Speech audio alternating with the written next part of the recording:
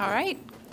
Good afternoon, everyone. I'd like to welcome everyone to the budget workshop, Thursday, February the 17th. And with that, I'd like to call this meeting to order. Mr. Vate? Thank you, Commissioner. Welcome you all to the workshop this afternoon. I'm going to just start by giving you just a very brief overview of what we're going to do today. And we're going to try to go through it fairly quickly so that you have the opportunity to ask questions after each presentation. And so what you should expect today is we're going to start with the budget office, and Jill's going to give you just some historical information on the CPI and new construction. Those two items, as you know, are the heart of the general revenue, and they will be for the upcoming budget. Then we're going to do things a little bit different than we've done in past years. We're not going to go through all the buckets of money and all that you've seen it for the last several years. We're going to go right into the heart of some things, and we're going to start with tourism, which we haven't had in front of you. And the reason we're doing that is because really I believe that they are a good bellwether. They've got some good news on the economic recovery that we've had from the pandemic, and quite honestly, we believe that what they're going to be able to show you is that what's happened with them has cut across other sectors of the economy as well in Brevard. And so, where we were, where things went during the pandemic, where we are now. And I think I would submit to you that from our perspective and what we're looking at revenue in other areas, that the same kind of thing is happening across other sectors of the economy in Brevard. So from there, we're going to move to human resources. And one of the big items in human resources, of course, and it's been an important item for a number of years, is group health insurance. It's one of our largest employee benefit costs. It's a large component combined with FRS, the pension-related costs, which we really don't have any control over in any way, shape, or form. But we're going to talk to you about those areas. And in part of Human Resources presentation, when Jerry speaks, I'd ask you to pay particular attention to certain items. One is the vacancy rates that we have in departments, and that's because it impacts not only our workforce, but the services we provide. And also those vacancies are impacting this year especially our costs and overtime, and Jerry will talk about that. And that really then will play into the issue of compensation. We've talked, and you may remember briefly in the past, we've talked about minimum wage requirements. That's going to be an issue for the upcoming budget. And what our compensation efforts have been in the past and where they are now. And quite honestly, I'm going to close the meeting talking to you about where we're hoping to go and looking for board direction on that as we do that. We'll talk about what we've done, what the board has done in fire rescue, what the sheriff is going to be looking for, and then what needs to be done in the rest of the organization. And we're going to be listening very intently to see where the board is on each of those things in terms of the feedback you choose to provide us. We're then going to move into an area that I think is critically important part of the presentation from our perspective, from a staff perspective, and that's going to be when Tom is going to speak to you about Brevard's solid waste disposal fees, where we are, where we need to go, both because of things we have to do at the central facility and 192, and costs that relate to capital needs and construction needs, and what we do in a 5-year plan. So he'll be speaking about that and looking for planning for the future and to get some recommendations from staff, and then we'll be listening for board direction on that. We're then going to look, as we talk about planning into the future, environmentally endangered lands, which, as you may know, some of you know, you've been talking to me about it. It ends in 2024. What we have currently in terms of the millage rates, and so the board's going to have the options, and Mike's going to talk to you about where we've been, what we've done with those resources, what we've purchased, what we're maintaining, and what the future looks like and what we need to do to continue maintaining to get an idea in terms of where the board wants us to move in that area. And so he'll have a rather short but comprehensive presentation on that as well. We're then going to talk about ARPA very briefly. There's been new Treasury rules. You know that We had a distribution of ARPA funds last year. We're going to get another one in May, and so Kathy Wall is going to be talking about that. She'll also be talking about economic development incentives, because the board's going to have to think about, do you want to re-up it? You have to do that every 10 years by referendum. The board's done it twice, so she's going to tell you a little bit about that, and so we'll get some direction on that. And then finally, once that's done, I'm going to give you some brief closing thoughts, especially as it relates to employee compensation and the other things that you're going to hear earlier in the presentation. So with that, I'm going to turn it over to Jill and let her start, and we're going to go through one presentation right after the other, and we should be able to get it through for you fairly expeditiously. All right. Good afternoon, Commissioners. As you're aware, the Brevard County Charter limits the growth in property tax revenue to the lesser of 3% or the change in the Consumer Price Index.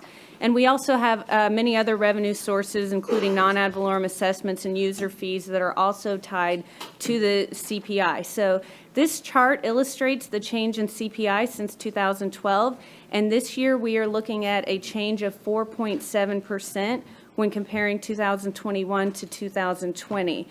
And so, as many of you know, this increase is continuing to rise, and the most recent data comparing January of 2022 to January of last year indicates an increase just at 7.5%. But for the purposes of the development of next year's budget, we're looking at the 4.7%, which is for the first time since 2008 over that 3% limit.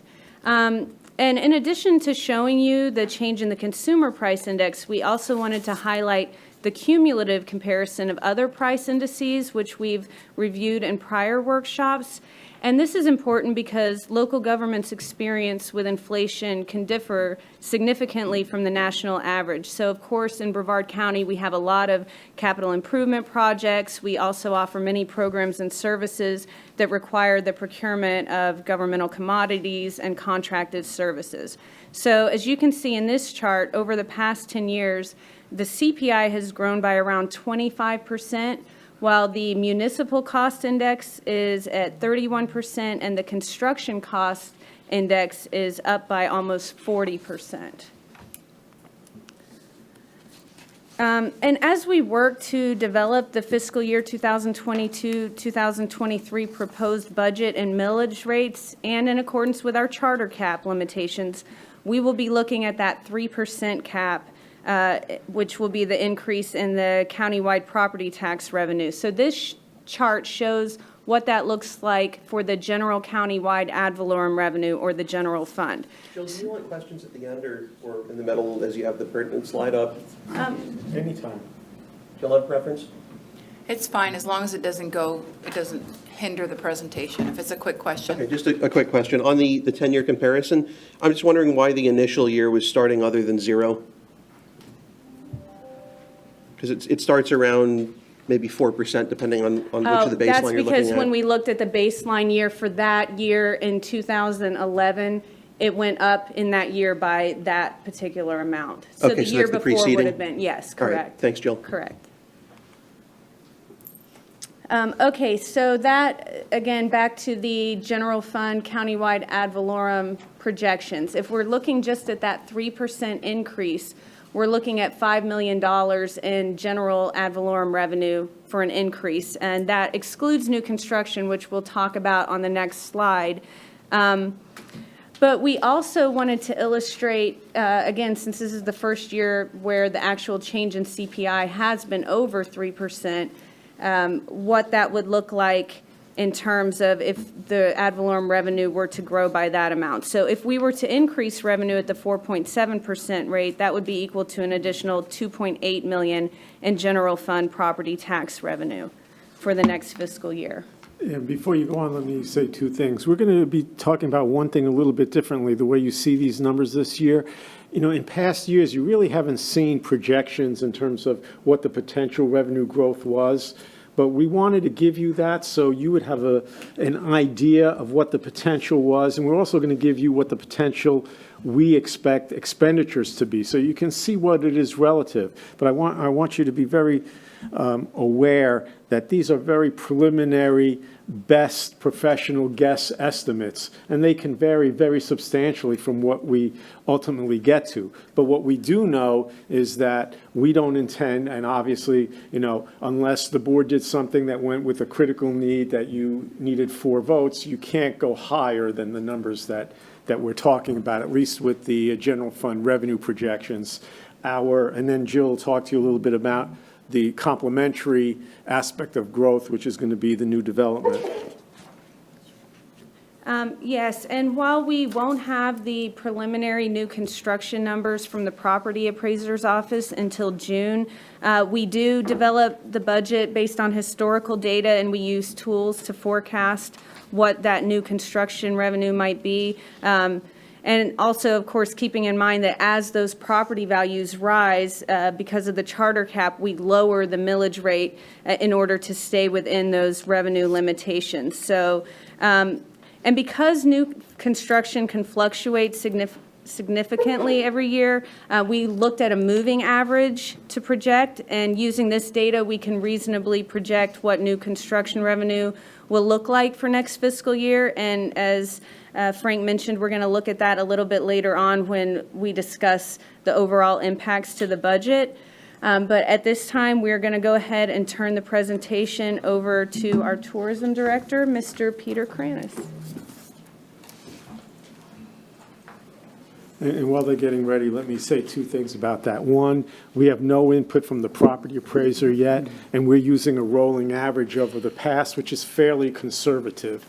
And so that is part of what we've done here, so you know that on the front end. Good afternoon, Commissioners. We're spending a little time looking at tourist development tax collections, as well as some of the activities that impact that. Starting with a little bit of a historic, kind of like what Jill showed. This goes back to 2010, and you can see tourist development tax collections fluctuated between 8 and 10 million till about 2014, 2015, when they really went on a fast upward trajectory, and in 2019 hit a previous high of just over 16 million. Then you see that dip in 2020. That was the impact of COVID. We lost about $3 million in TDT. We calculate that represents about $250 million in lost visitor spending that year. So a lot of the industry as well as jobs were impacted tremendously by that year. And then last year we had a very interesting year, a bit of a roller coaster, and I'll show you on the next slide what happened. But we landed at 16.9 million, so $900,000 ahead of the previous high only 2 years earlier. So it was a pretty incredible turnaround, and we'll talk a little bit about what led to that. So in fiscal 2021, it was really a tale of 2 years. From October of 20 to February of 21, we were down about 28%. That matched the previous year pretty well as far as being down about that much. But then starting in March of 21, all the way through September, we had an incredible growth of revenues, over 90%, so 92% revenue increase.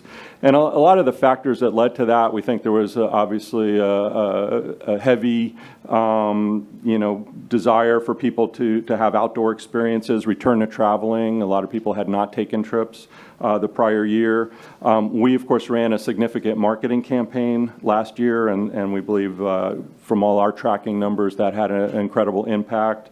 And then we also had another factor, and we're continuing to see this, 16% increase in hotel inventory. So as more inventory is added, that certainly adds to the base of tourist development tax.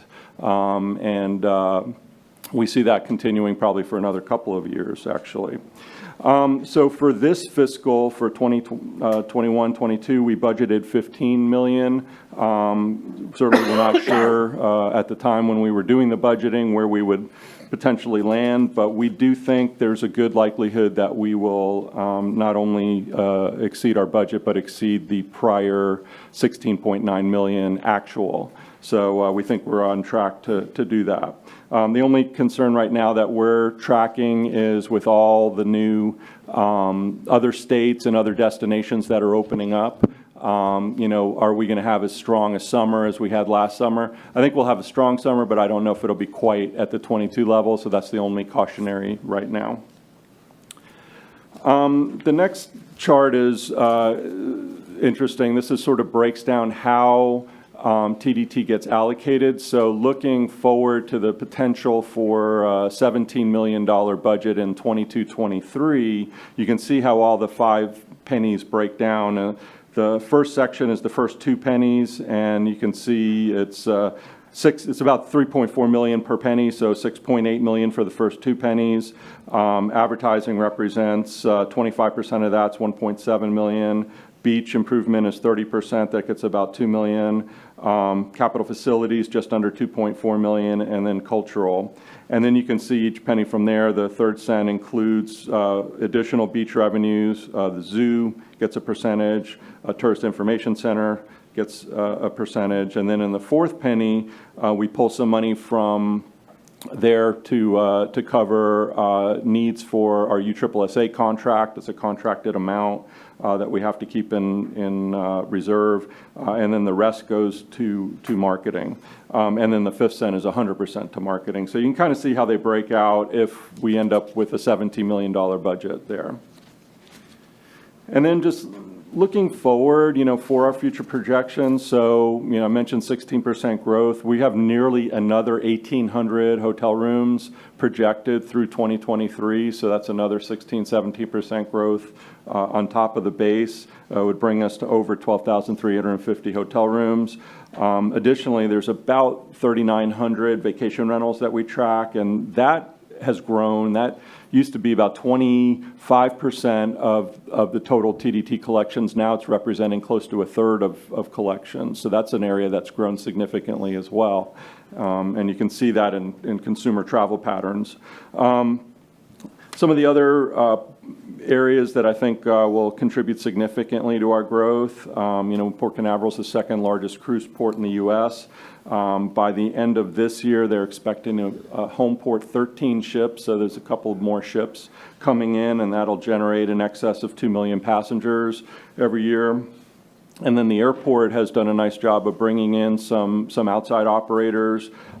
TUI, which is a UK tour operator, they own airlines and cruise lines and resorts all over the world. They're bringing in direct service from the UK, about 150,000 passengers this year, but I expect, it's a 7-year contract, I expect that's going to significantly grow. And then Allegiant is one of the new domestic carriers. They just added 3 new markets, and we've been talking with them about potentially adding more to that. All in all, I think the future is bright. Obviously, if there's a pullback in the economy, we'll be impacted just like every other destination. But I do think we're well positioned as a destination to weather any storm. Happy to answer any questions.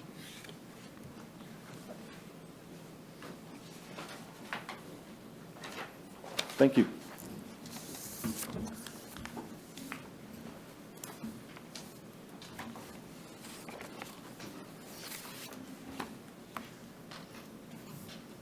All right. Okay, good afternoon, Commissioners.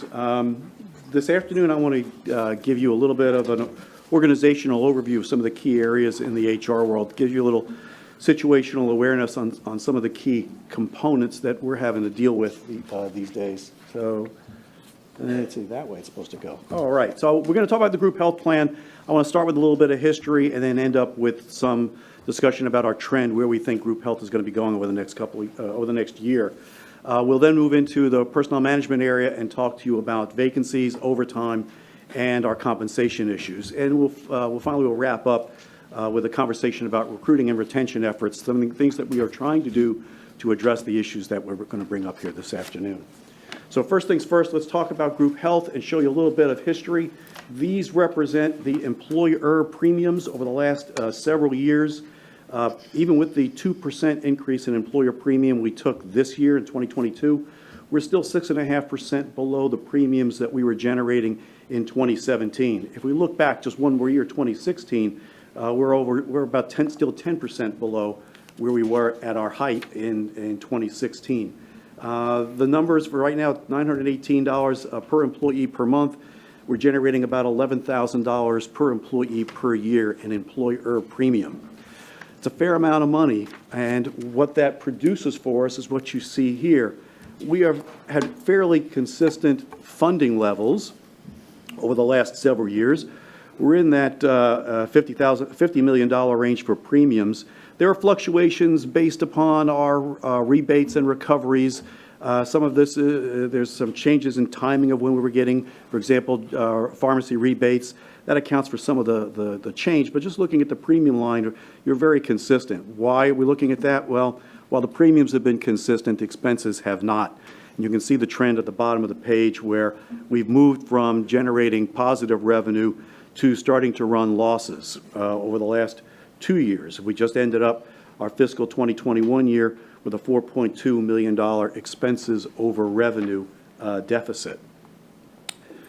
What are we seeing in trend on this particular chart? The blue bars represent our membership. We can see a slight decrease in our membership.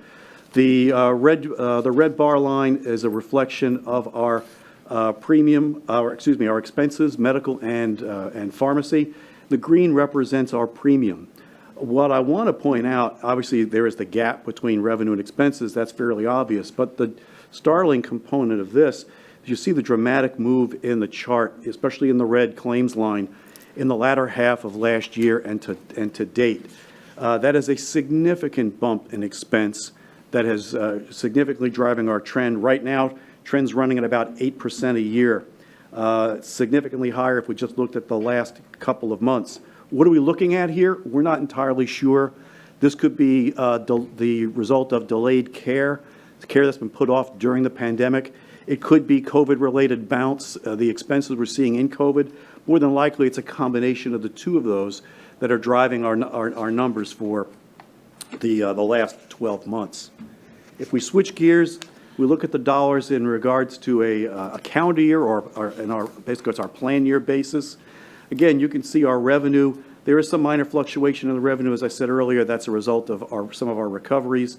The component that I want to focus on is we're making projections for the current year, 2022, based on a couple of factors. We're going to project a 4.5% increase in revenue in the fourth quarter of this year, October, November, December. If we get a premium increase equal to that, we'll realize those dollars in the latter part of this year. For the claim side, we're using a 6% trend, and that's a fairly conservative estimate right now. Price Waterhouse, national firm, is projecting 6.5%. Like I said to you a minute ago, we're running about 8 right now. Depending on how claims play out positively or negatively, our projections can change dramatically. But based on a 6% trend, we're looking at almost a $10 million expense over revenue deficit by the end of this year. The good news is we're still financially solvent. We have a lot of reserve. We're able to absorb that, try to use some of that reserve. Our philosophy has been to use that reserve to offset some of the increase, sort of dampen the blow so we didn't have to come forward and ask for huge rate increases. We'll continue to erode that reserve on a gradual basis and hopefully stem that trend with modest premium increases as we move forward. That's the plan. We hope that we can maintain that as we move forward into the next couple of years. But I wish I could project for you further out than that, but given the volatility in claim, it's very, very difficult to get beyond a year or two with those numbers. So, Frank, yes? Yeah, let me make a couple of comments. If you go back 2 slides, in terms of that, things that have happened from 17, go back one more slide. And what you see, especially when you look at the expense numbers, when you see what that has happened over time, and you look at the medical trend, our medical trend's been rather good. When we were spending close to $40 million in fiscal year 17-18, and it's $43.5 in 2021, that's really a modest trend over that period of time. During that same period of time, our administrative costs, because of efforts that have happened, went down significantly, and you can see that there by almost 50%.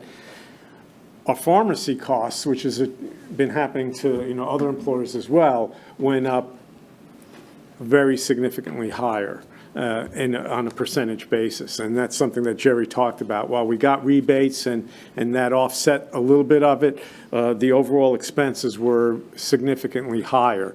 So it's an area we have to pay particular attention to because of where we were over a number of years. When you go back to what Jerry was talking about in terms of the analysis that's done by paid claims and where we were for the last few years and our reserve balance, we needed 14 million.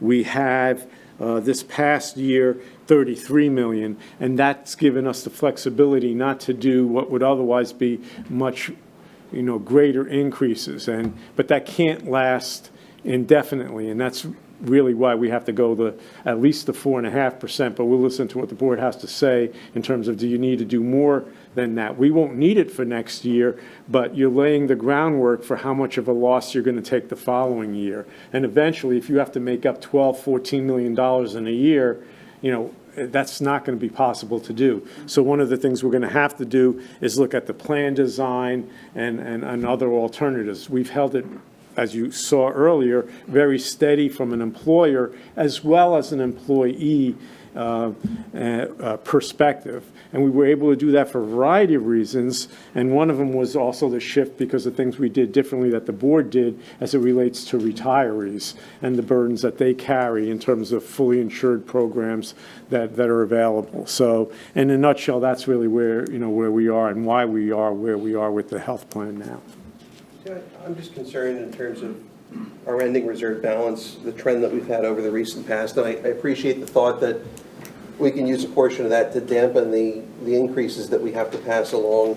But my concern is that's not sustainable indefinitely, and I don't, it's hard to analogize solid waste and fire rescue and utilities to this, but in some ways I don't want to perpetuate a trend that's going to saddle folks that come after us to have to do something even less popular and even more disruptive and hurtful because we didn't do the right thing on the front end. So, I don't know to what degree we want to be mindful of that going into this coming year, but I just think there needs to be some plan moving forward, and I would be receptive to that so that we don't drive that into zero. And I think the other thing that just goes unsaid, at least as far as this particular slide is concerned, is the value of $23 million or $37 million, any of these numbers, as we move down the line, keeps getting eroded by inflation and costs going up. So $23 million in 2011 is not $23 million in 2022 dollars, and it won't be $23 million in 2033 dollars. So it's a concern, and I think we should have some sort of a plan moving forward. Whatever staff has as far as thoughts on that, whether it's appropriate for today or down the road, I would be very interested in them. We agree with you, Commissioner. As Frank has illustrated, we know that this is not sustainable, and there is a definite need to generate additional revenue to offset that trend. We can hope that the medical trend turns, but we know the dynamics in the marketplace right now. We talked about pharmacy, for example, biosimilar medications, specialty meds, genetically engineered medications. That's only going to continue to drive our costs and make up a more significant portion of our spend year after year. But for purposes of the workshop, what's really critical for us is to understand where the board wants us to be going. Because one thing, like I said earlier, that we're talking to you about today is we're giving you projections of what we think the potential revenue increases are and what we're anticipating the growing of our expenses are going to be. And so when I give you those numbers, at the end of the day, we are going to try to do what we've done in the past several years, which is, no tax increase unless the board, under what's statutorily defined as a tax increase, unless the board tells us otherwise. We're going to give you the numbers today to tell you exactly where we anticipate things would be if we address the things that we think, and the board agrees, if you do, are the most important things to fund. And then hearing what you have to say, if we have to make alternative changes to how we are going to fund services, programs, or dedicate whatever resources are available. We're going to have to figure that out between now and when we submit the budget based on the input you give us today. So that may be one of the considerations we hear from you today, which is dampen what's going to happen most likely in group health insurance moving forward, and we will make the appropriate adjustments. Well, that's my thought. When you're talking about what you're anticipating this year, I would think it would be prudent for us as a board to encourage you to decrease our losses in the first year, as opposed to trying to hold the cost in the interest of our employees. Well, you can either rob Peter this year or you can rob him next year. So if you do a little bit this year, then you don't have to do as much next year. And of course, next year we'll have a better picture of where we're going to be going forward. So that would be my suggestion, would be to moderate that upwards. Understand, and that's our thought as well. Moderate increases over a period of time and use the buffer that the reserve affords us to allow that to happen, as opposed to what Frank was saying is if we had to make up a 20-30% deficit at one time, that's just way too big an ask on both the employer or the employee side. I agree. Just a thought, sir, is as I know we're still settling in from the after COVID effects, which I'm guessing we had less expenses as far as surgical procedures, but the medications that had to be given out to probably more people, so I would like to see how this settles later. But a thought might be, I know we're working on increasing employee salaries, but instead of doing that, maybe start covering this and keeping this reserve at a good spot, because this is a non-taxable benefit. There has always been a trade-off there, Commissioner, between the Yeah. dollars we put on the benefit side versus the dollars we put on the So salary that might, side. I think that if I was, I am an employee, kind of, but I think that would be a good solution, is to cover more of this, because then they'll have more disposable income. Understood. And that might be something, as you guys move forward, I would be open to that thought, but you guys already come up with these ideas anyways. I remember when I first got on, and Frank, you were giving this presentation, you said we have a lot in reserves, but we're going to end up having to use them later. So I'm not shocked with this number, but thank you guys for all you do, because I know you're really on top of it. And I would just say, part of our job and part of your job, Jerry, is to make sure that our employees are aware. It's one thing to put out a spreadsheet or look at total cost of employer costs for benefits, but maybe as summary, I know they get explanation of their plan and everything like that, but maybe this is what the plan is costing the county and we're providing as your employer. This is what your cost is. And so it's very black and white, very two numbers, and they understand that there is a cost. It's not us saying, well, we cover more than you. It's us saying, this is our total contribution because we value you and we don't want to, burden you. Value of a paycheck type of stuff. Exactly. Yeah. And I think that it would help people understand. I think people are really surprised because a lot of people don't know what the cost is per employee for health coverage. Something else to be mindful of potentially is you do get folks that go into the government line of work as opposed to private industry, knowing that the average salaries or wages are somewhat lower, but understanding that there's a benefit associated with that as well in the form of, in this case, subsidized health insurance. So, over and above what's already been said by the other commissioners, I would think apples to apples, if I were working any of a variety of different jobs here, from my perspective, I would rather have the health insurance be easier to afford, even if that means I have a lower salary as a result. Understood. Thank you. That's great feedback. Okay. Moving on. Oop, what happened? There we go. All right. Fat fingers. Let's talk about personnel management. Just as a quick reminder, just to give you a quick snapshot, remind you of the makeup of your workforce. We're just under 2,400 employees at the moment. Over 600 are what we consider our blue-collar workforce. Another 560 odd in the fire rescue workforce, and the remaining 1,200 employees make up the balance of our workforce. What are we seeing inside that workforce these days? Well, let's talk about vacancies. Interesting, when we looked at establishing an average monthly vacancy count, we see significant consistency from 2019 and 2020, but then we see the movement, and it was very significant in the latter part of 2020 and throughout 2021. Currently, you're averaging 348 0.08 vacancies per month through 2021. It's very significant. You can see, we blew up the trend just a little bit for 2021, the increase in the latter half of the year. That's a very disturbing trend. Now, put some perspective on this. Historically, and we've got data going back 15, 20 years, historically, the county's vacancy trend it runs at around 10%. So we're running a little bit above trend, and the impact is significant in several departments. We wanted to focus on a couple of the half dozen of those departments that are seeing the most significant vacancies. You can see by the numbers here on the board that Public Works is leading the pack at the moment with almost 22% vacancy rate. We've got a nice cluster in the 17 to 18% range with transit, parks, planning, and utilities. Solid waste comes in at 15.6 after that, and then housing. So the good news on here is the bottom of the page with fire rescue coming in at about 8.3%, which is a significant turnaround from where we've been in the last couple of years. And let me say something about this. This impacts a variety of different areas that we're going to be talking about. And I want the board to be very clear on one point, which is, if you looked over historically what happened over time, there was vacancies that occurred where departments tried to keep positions open because they had to because of lack of funding.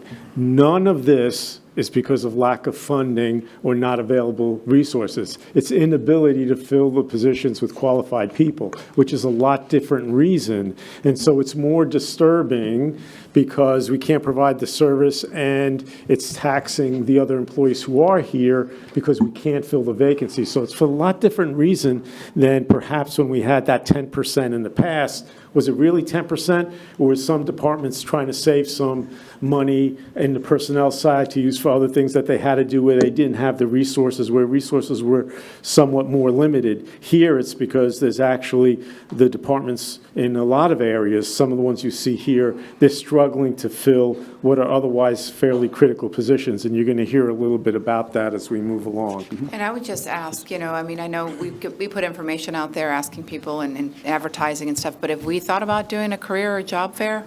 Several. We'll get to that in a few minutes. Okay. There's slides on that because that's an important aspect Because of I'd what be we've been happy to doing. push it on my social media as Yeah, well. and- absolutely, and we have, and we've got several slides on that. Jerry, question for you, sir. With respect to these vacancies, whether it's across the board or in particular departments, are we tending to see that they're spread fairly evenly throughout the districts across the 72-plus miles? Or are we seeing that they're clusters where, whether it's Merritt Island or MIMS, we're having more issues in particular areas? Yeah, honestly, Commissioner, I haven't done that deep a dive to break it down geographically. My gut tells me they're across the board. Okay. Commissioners, I can tell you that Public Works and Utilities, it is pretty much across the board.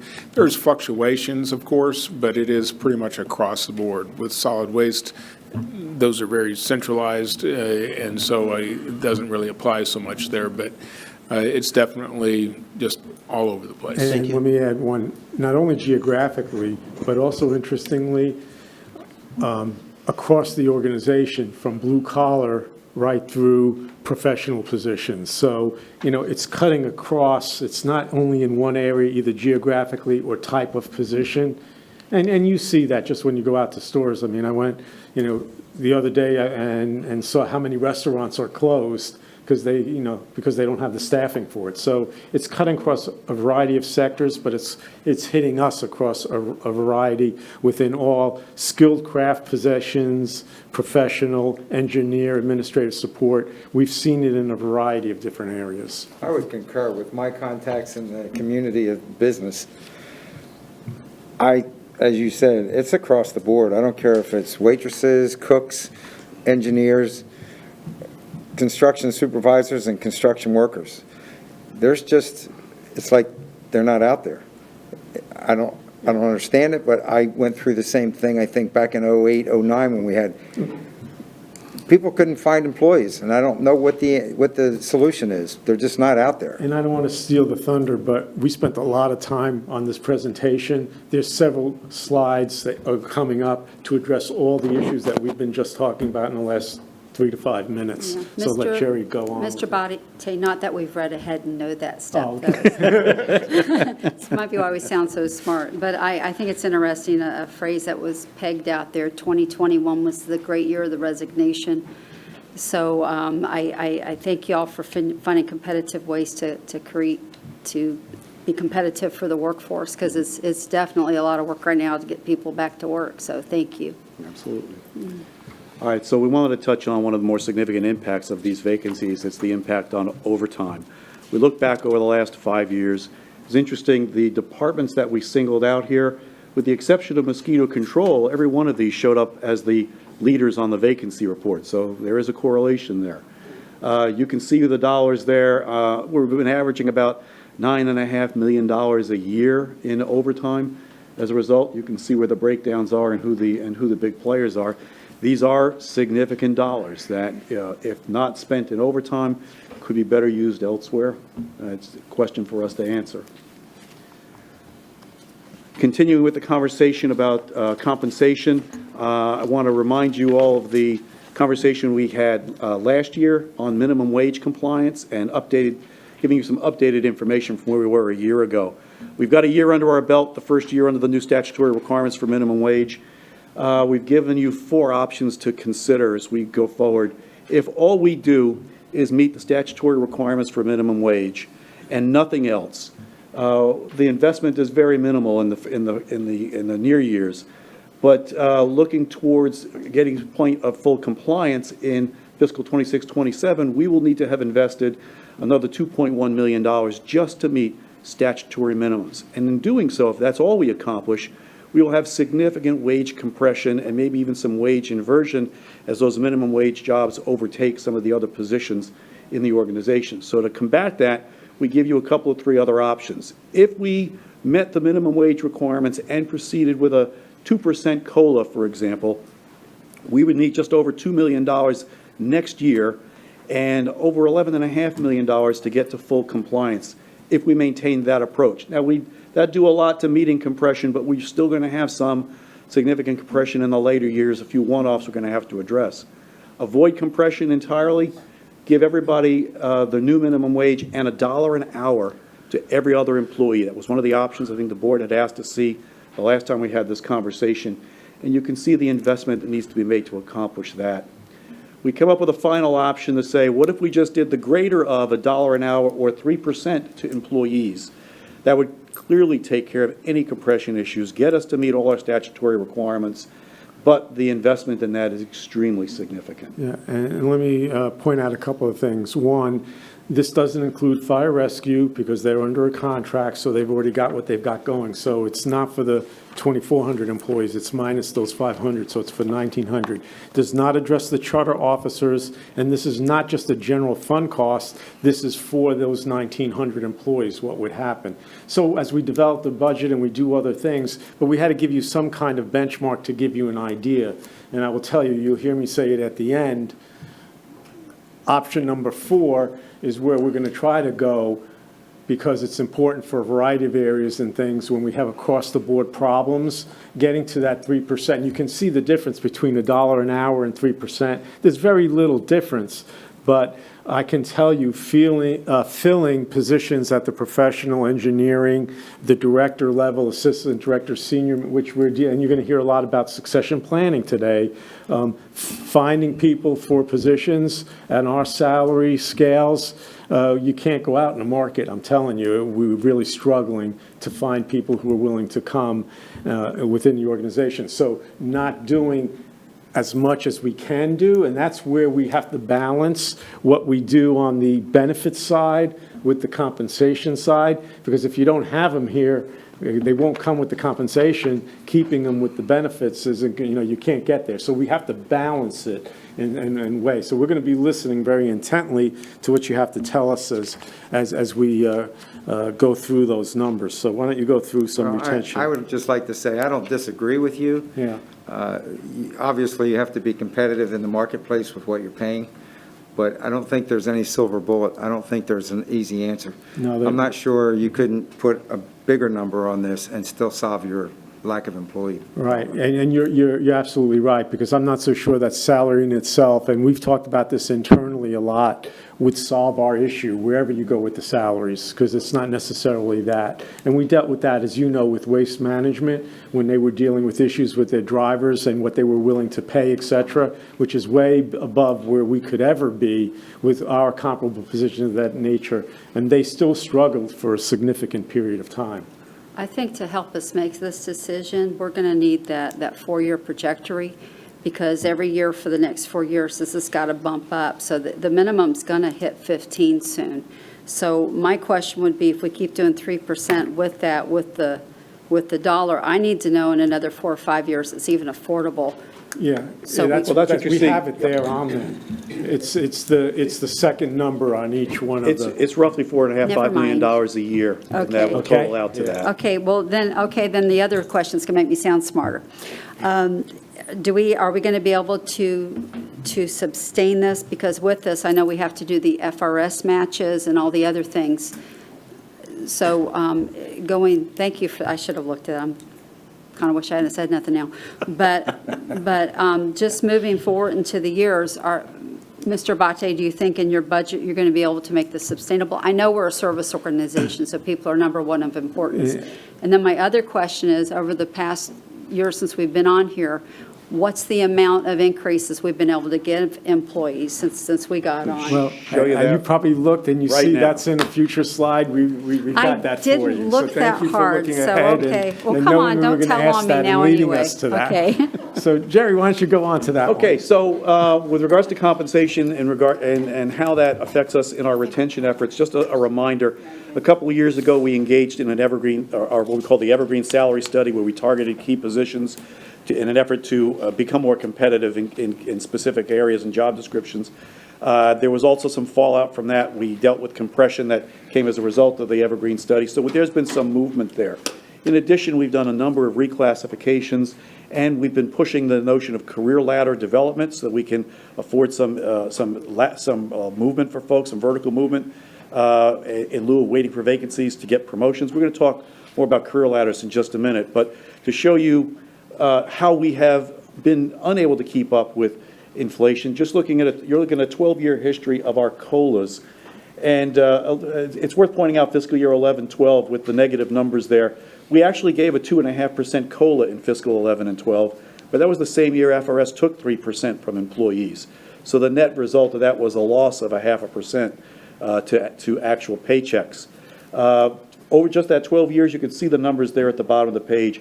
You're looking at a cumulative 22.86% CPI against a 17.3% COLA.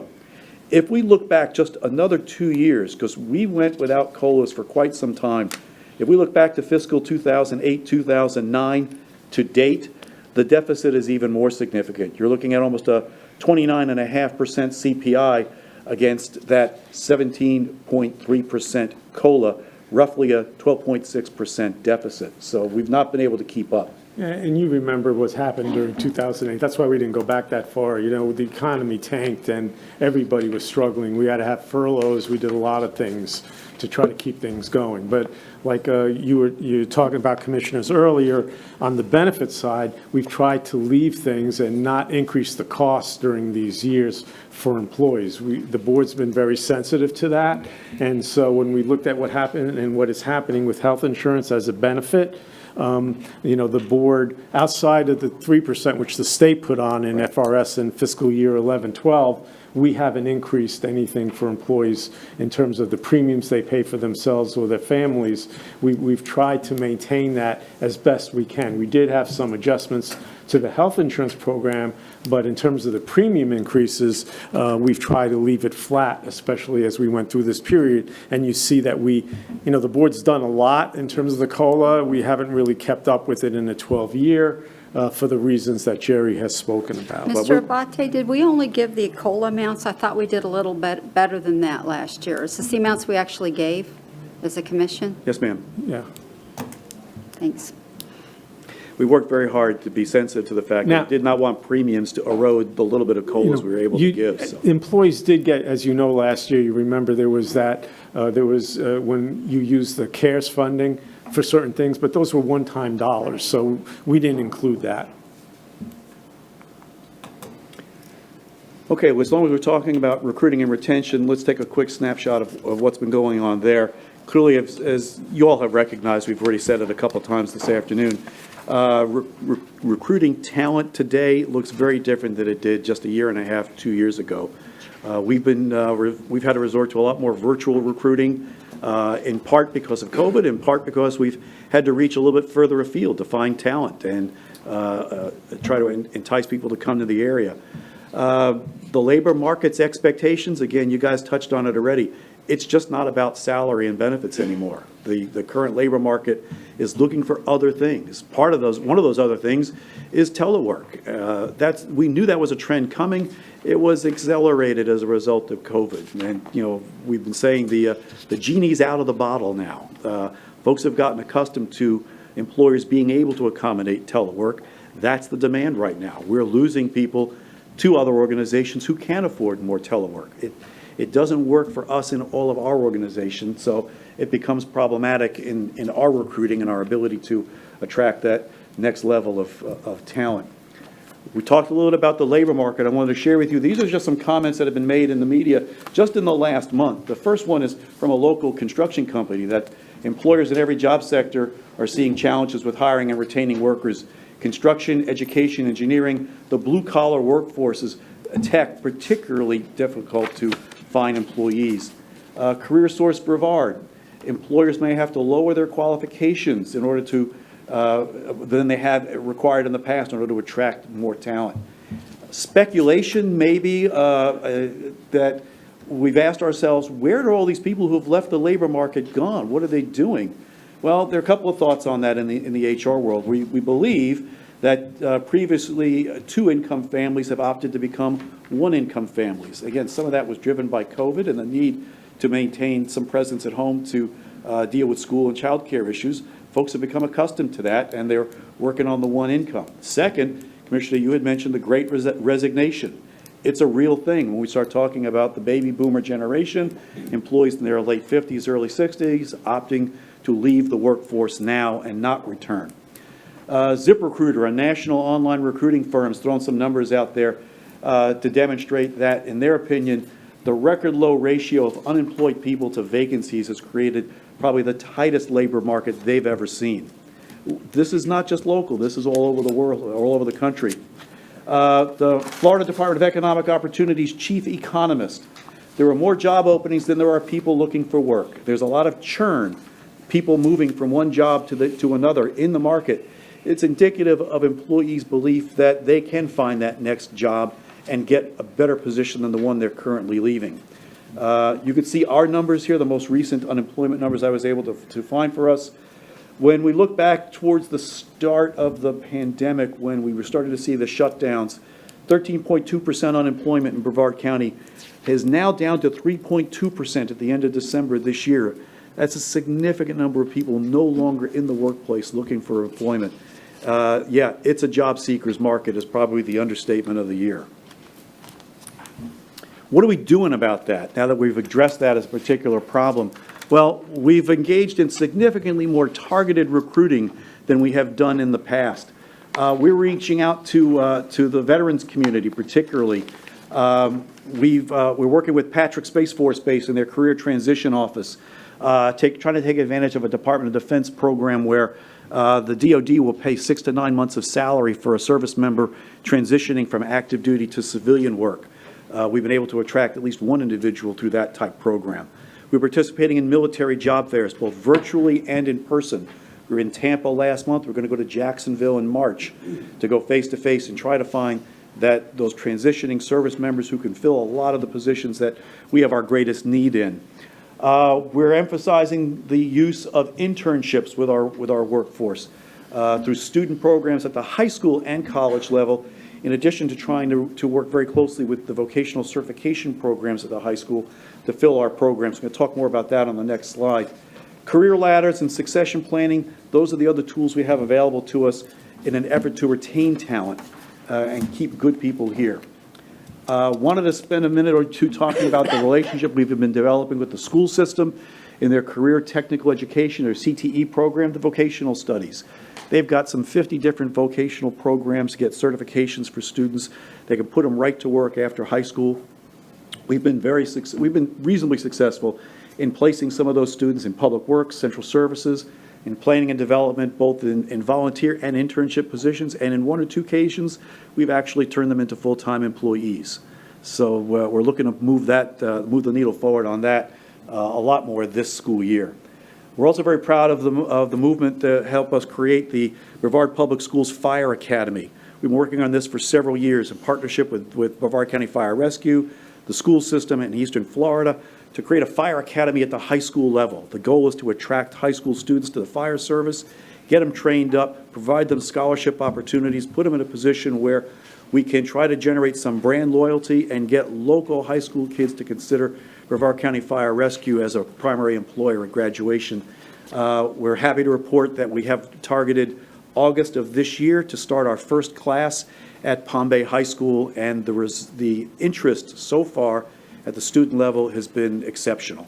We're very, very pleased at the moment. So if hopefully that continues, we get a moderate amount of success, we hope to expand that program through Central and North County as well.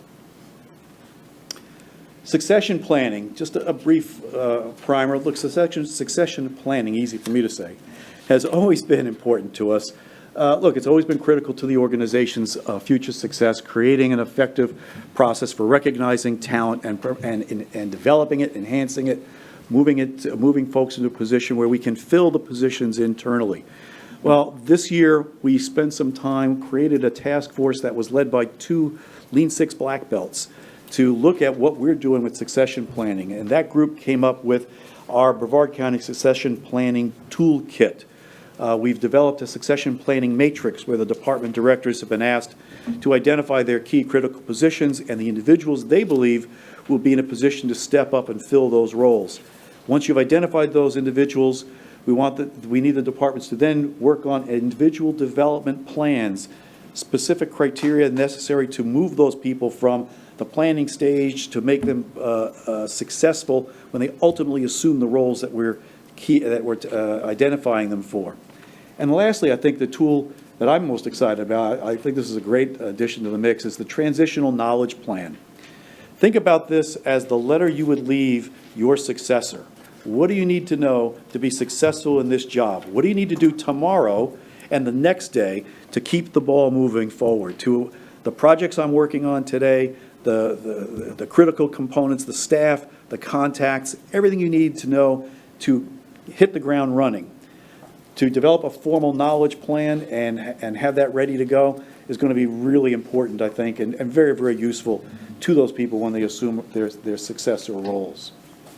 And that would assume you have enough lead time to prepare for that, and they're retiring and not leaving us to go somewhere else. Yeah, and as a matter of fact, we've developed that matrix exactly with that. We have it from people who are leaving in 1 to 3 years, 3 to 5 years, and which ones we're focused on. So we've been, and getting the transition plans and then identifying the people to see, hey, how do we make sure you have the opportunity to do the things that the transition plan says you need to be doing so that you're ready, so that if you choose to apply, we can put you in that position. So we've been focused on that, I will tell you, since late summer, early fall last year, and we're staying on top of it exactly because there's a lot of transition that we anticipate is going to be happening in the next few years. And in part, how we're staying on top of it is just, the county manager and the senior management team are going to be providing high-level insight and feedback to the departments. We're doing this on a regular basis. We have the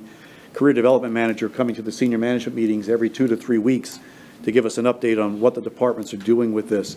The career development manager will then continues to meet with those departments and continue to push the ball forward a little bit. Where are you on your transition plan? What about your individual development options? So this is getting a lot of visibility from senior staff, and we hope that's going to make a difference down the road. Lastly, I want to talk, mention briefly about our Career Ladder program. we've been implementing career ladders for some time. It's an opportunity for us to recognize the additional value employees bring to the table when they acquire additional skills, certifications, tenure, positive performance evaluations, so that we can create an environment where we can recognize and reward financially those employees as they bring more value to the organization. Sir? Just a question for you, Jerry. In terms of across the organization, not specific to any particular department, have we really pushed much in the way of cross-training? And I understand you're basically shifting the problem by means of cross-training, but if it's so hard to get folks to fill these individual vacancies, maybe if we have some flexibility as to what our existing workforce can do, then we may be able to advertise for 2 different spots, fill one of them, and then leave the person shifted or return them to where they originated. We have a component on the succession planning matrix where we ask about the ability to deploy a talent outside their particular department. So we are looking at that to see where there's that transferable skills. I'm gapping out on what we called that category on the matrix, but it was basically to say, look, you've got talent. We recognize that there's a need organizationally to spread that talent around, and if there's not an opportunity within your department, then step up, identify that individual so we as senior management can identify maybe another opportunity elsewhere in the organization. Good to know. Thank you. But we are struggling, Commissioner, and I don't want to give you a false sense that we don't have challenges and how significant they are. You know, as we're doing the succession planning, et cetera, you know, and we're looking at the depth of the bench strength that we have organizationally, and we're trying to get people ready for succession planning. I will tell you 3 people that were among what I would say in the next 3 to 5 years should have been key people that we would be moving up in the succession plan have found alternate employment in the last 30 days. So this is a very significant issue for us to have to deal with. When you have such a high vacancy rate and you lose those individuals, saying about cross-training, well, we're trying to keep the organization going, let alone, so, you know, we're trying to do what we can in that area, and that's a very good point, but we have a lot of challenges that we're trying to deal with, and that's really why Jerry's presentation was the longest one that you're going to hear today. That's fair. Sorry about that, guys. That wasn't too painful, and it was very knowledgeable. So. Appreciate it. Questions? If not, I think we bring up Tom. Yeah, so we put this and let Jerry go and give you the bad news, and then Tom's going to try to sneak through and talk about the challenges that they have in solid waste, and hopefully we'll get the board's support for what we think are the recommendations that are going to be necessary to move the solid waste disposal program forward. So take it over, Tom. Good afternoon, everybody. We're going to basically concentrate on our 5-year capital improvement program. We will talk about the projects that are in that program, the effects that our current conditions have had on the programs, and the resulting funding needs. And then from there, we'll take a look at our disposal assessment and compare it to the Consumer Price Index, and finish it up with some items that are for board consideration. Back this past April, we, in conjunction with the Budget Office, we conducted a financial analysis for our future to determine our budgeting and financing needs. The following projects were in the 5-year program. I'll explain them. The gas header, think of a gas header like the I-95 of landfill gas. That's the main conveyance to get gas from the South Expansion landfill into our existing system and over to the gas-to-energy plant. The cost for that was determined by an engineer's estimate of costs. Then it was locked in through competitive solicitation and is currently a project in progress. The gas system expansion is the actual gas wells, installation of those wells and the piping that would go to the header. The cost from that was an engineer's estimate of costs. The US 192 facility is a replacement Class 3 facility. It's scale house, entrance, crew quarters, a Class 3 landfill cell plus leachate collection and containment. The cost for that was an engineer's estimate of costs. Titusville Transfer Station is a replacement for our 45-year-old existing transfer station with something that is less maintenance intensive. It'll be located on the Mockingbird Way facility and some undeveloped land that's there. That cost is from an engineer's estimate of costs.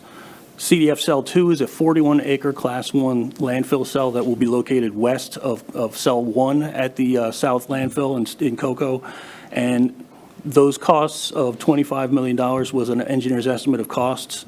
Then CDF Cell 3 is a 53-acre landfill cell that would be located south of cells 1 and 2, and the costs from them were derived basically by taking a per-acre cost of Cell 2 and multiplying it out.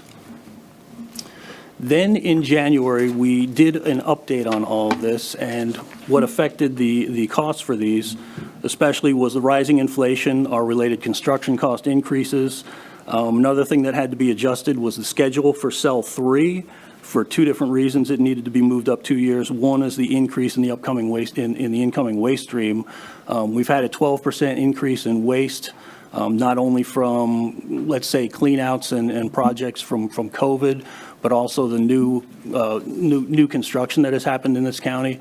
The majority of what's coming in right now ends up being new construction and renovations, as well as roofing.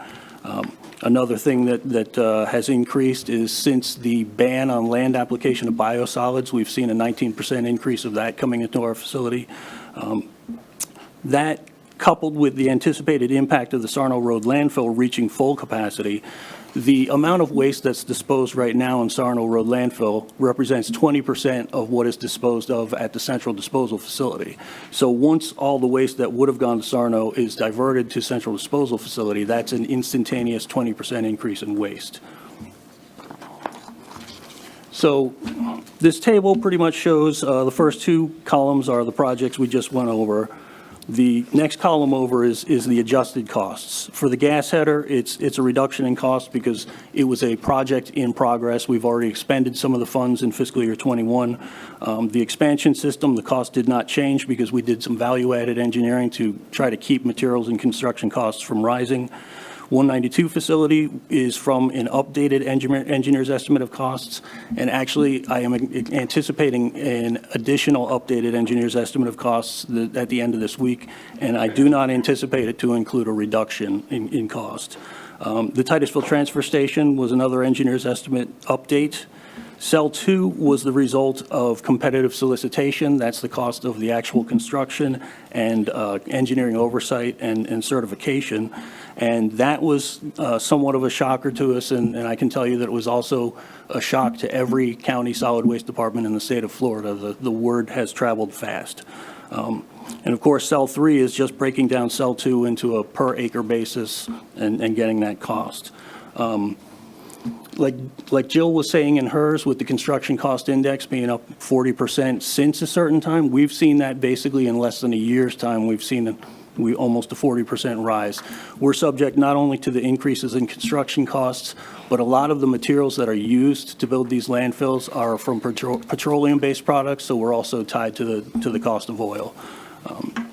So the next column over represents our available funding this year. What that will do, that will effectively exhaust the capital outlay that we have right now, minus what is necessary to leave in the reserves. Then the next column over there is the 21 million represents the capital outlay that we'll be able to accumulate and use for these projects over fiscal years 23 through 27. The main source of that revenue, of course, is disposal assessments and the gate charges. And that leaves us with the final column that shows what our outstanding funding gap is for these projects that are necessary for expansion and operation of our system. So this next slide, this pretty much is just a graphical interpretation,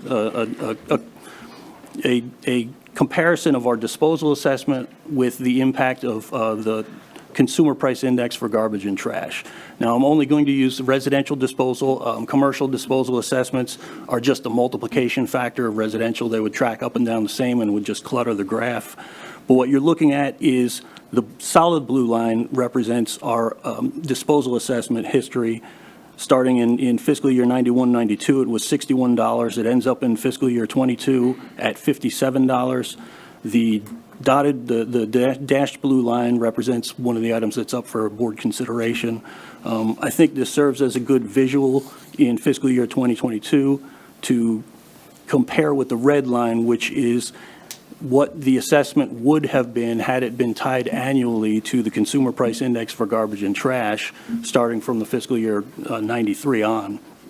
You look at fiscal year 2022, and you can see a good gap between where we are and where we might have been. And then the next slide is basically just a numerical table of the same data. The upper rows represent our assessment history, again, going from $61.91 being reduced in 95, reduced again in 98, increased to $57 in 2005, which is where it remains today. The final column for fiscal year 22-23 represents the item up for board consideration, which is a 20% increase in the assessment rates. The lower rows represent if we had applied annually the CPI for garbage and trash from fiscal year 93 on. If you look at fiscal year 21-22, you can see that basically right now, residents would be paying $104 more than they are now if we had been keeping up with inflation. One thing to look in at for perspective as well is the $68.40 for residential assessment that we're potentially asking for. If you look in fiscal year 95 down on the lower, that is still less than residents would have been paying 26 years ago if we had been keeping up with inflation. And what that brings us to are some items for board consideration. The first one is the thing I've just been talking about in the last two slides, which is an increase in the residential and commercial disposal assessment. That's 20% increase, plus tying future annual assessments to the consumer price index. Another thing to consider for the board is authorizing us to look at the most efficient financing method for that funding gap that we demonstrated, a $105 million funding gap. And that's $65 million in the immediate future to cover 192 Titusville Transfer Station and CDF Cell 2, and another $40 million in the future for CDF Cell 3. A third item is to authorize us to do a third-party engineering study. Our consultant would work in combination with the finance and the budget office. That study is required for financing of this magnitude. And a fourth one that is not on this slide is if we were to move forward with this, we would also need authorization for the printing and mailing of the notice of public hearing that would have to go out to every owner of improved properties in Brevard County for us to have a public hearing on the rate increase. And not to be presumptuous that you're going to move forward on anything, but we are prepared to, with an aggressive timeline, to tackle this if we do make that choice. So let me bring it back to a couple of issues. And one, what you've heard is really what their needs are for us to take care of the disposal needs. And this is not really wants. This is what we need to have, because if we don't have that cell expansion, we have nowhere to put the garbage for Class 1 in Cocoa. So it's very necessary. We need to be able to transfer up in Titusville, and we need that facility. We're not going to have the ability to do anything at Sarno, and we have to be able to move something to Class 3 and not use the most valuable Class 1 facility in Cocoa for any time longer than what we need to. So what he's asking for, what we are asking for, is the board's consideration of, compared to what's happened in other areas, looking at what the rates were, and I think it's very, that's why we want to give you that slide. We went from $61 back in 1991. They actually lowered it over time because we didn't move forward on 192 at that time. And so you've lost all that ground. The board's been extremely supportive of doing CPI and realizing that you have to have a tie-in there. We're not even coming anywhere close to that tie-in. We're asking for like a 1/5 of what that would have been. And in addition to that is also the cell expansions because of the regulations between the time we had the original slurry wall landfill, which we started with 192 acres with a clay wall around it that only cost a couple of $1 million. After that, you had 192 acres to just pile garbage on top of. Now, every time we do a new cell, we've got to do double line with 60 mil liner. We've got to do the leachate collection system, and the costs for each that are much more than we've invested in the original landfill itself. So we are looking for, hopefully, particularly the board's input on, would you be supportive of us trying to move forward with and authorize us the ability to come back to the board with proposing something that, we would go for a public hearing, we'd bring an agenda back to the board early in March to look at a proposed increase of that 20%, which you saw there, which is, like I said, 1/5 of the fraction of what it would have been with the CPI increase. Just a few thoughts on this. First, my preference, rather than saying 1, 2, 3, ABC, my preference is whatever the least expensive sustainable option is. A couple other things, though. I think with something like this, and I truly mean this, I'm not distrustful of what you're telling me in the least. I believe everything that you're telling me right now. But I think with something where we're talking about an increase that's that significant, following other increases that we've necessarily had to make, have we had, or when is the most recent time we've had a third-party look to determine, or have we had a third-party look to determine specifically what the least expensive sustainable numbers would be for us? And they could simply verify your work product and your methodology and say, yes, they're exactly correct, but I would feel much more comfortable with that. And that is actually something that I've got a task order being made to do as well. And I'll just throw it out there more, not so much for staff, but for my colleagues on the commission. If the third party comes back and is consistent with that, I understand this is maybe drawing a line in the sand, but I think that unfortunately this is one of those instances in which that may be appropriate.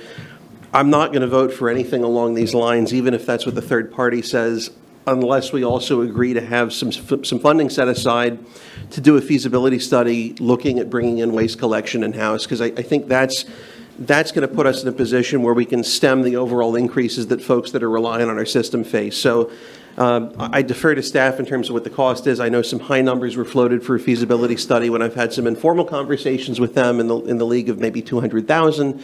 Maybe that's gone up, maybe it's gone down, but I think this is something where we really need to have a long-term approach as opposed to just doing this piecemeal every single year. Okay, and that actually, the funds for doing the study for bringing waste in, for municipalizing our waste collection would come out of our collection funding and not our disposal. If that's made part of a motion that comes up later, I would be far more inclined to support it. Okay. And I have asked our consultant to give me a task order to do that so that I can get one at least started in this fiscal year. Thanks. That doesn't necessarily mean it'll be finished by the time we still want to make a decision on this, but I do intend to start one this year. Yes, sir. Commissioner Lober, I would be inclined to agree with you. Not that I think it's going to be appreciably different, but I think it's worthwhile that we offer our constituents the opportunity to know that we did that, because I'm concerned that we're trying to compete with somebody that knows what they're doing, meaning that we're not in the trash collection business. Waste management and companies like that are, and so they're probably a little bit more streamlined as to what they're doing and can do. They're having a terrific time, as we already know, getting employees. So there's that issue also. But at the same time, if there is a possible savings, maybe a study would show that. And if not, then we can just leave that behind. There won't be a savings, I assure you. There's tremendous capital costs that are needed on the front end, which would come in any study that looked at it. You're looking at long-term. Sure. And understand, too, that, you want to do it in a timely manner. You've heard Tom talk about what costs have changed just in the last 12 months. Well, our contract with Waste Management is a 7-year contract. So you want to be careful how early you do it for feasibility, for how, you need a lot of planning for that, and it's going to take a lot of time if the board chooses to move forward. So you want to do it early. How early? And how valuable would that be is something that would have to measure. Well, I would have my doubts that we could compete with them, but at the same time, just for curiosity's sake and to educate the public that this isn't feasible or this is a diamond in the rough that we should pursue. I highly doubt it, but. Commissioner Pritchett.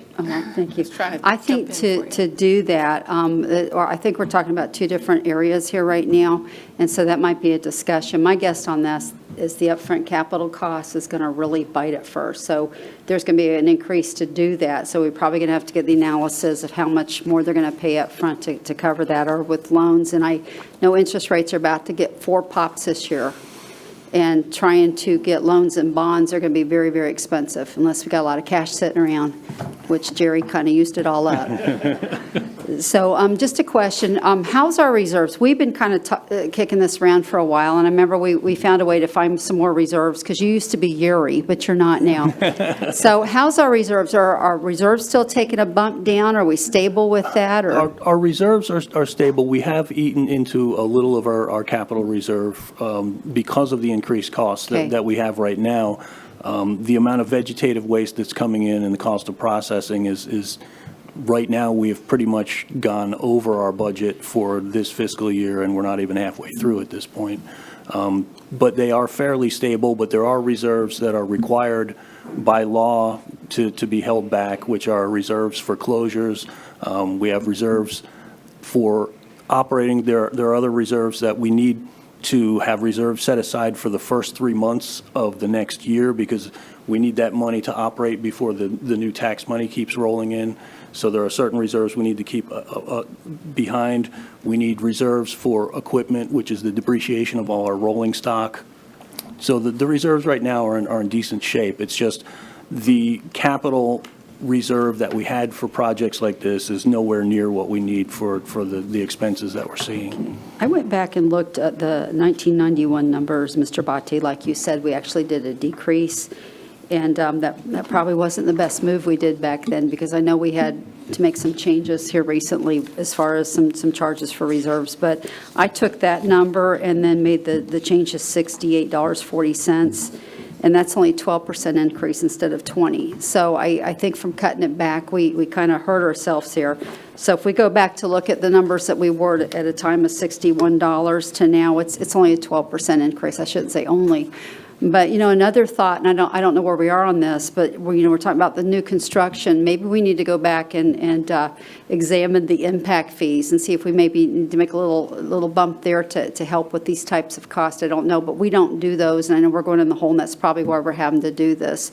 I'm going to support this of you guys moving forward. We still have a lot of conversations, but you have my support with this today. With the impact fees, right now, we receive about $1 million, and so somewhere between $900,000 and $1 million a year in impact fees. So if we multiplied them by 10, it wouldn't change the amount of money that we need for these I necessary know, I'm just saying if we expansions. increase the impact fees. Oh, yes. So- And I wouldn't think that Commissioner Pritchett was suggesting you fund your entire solid waste with Oh, no. impact fees. No.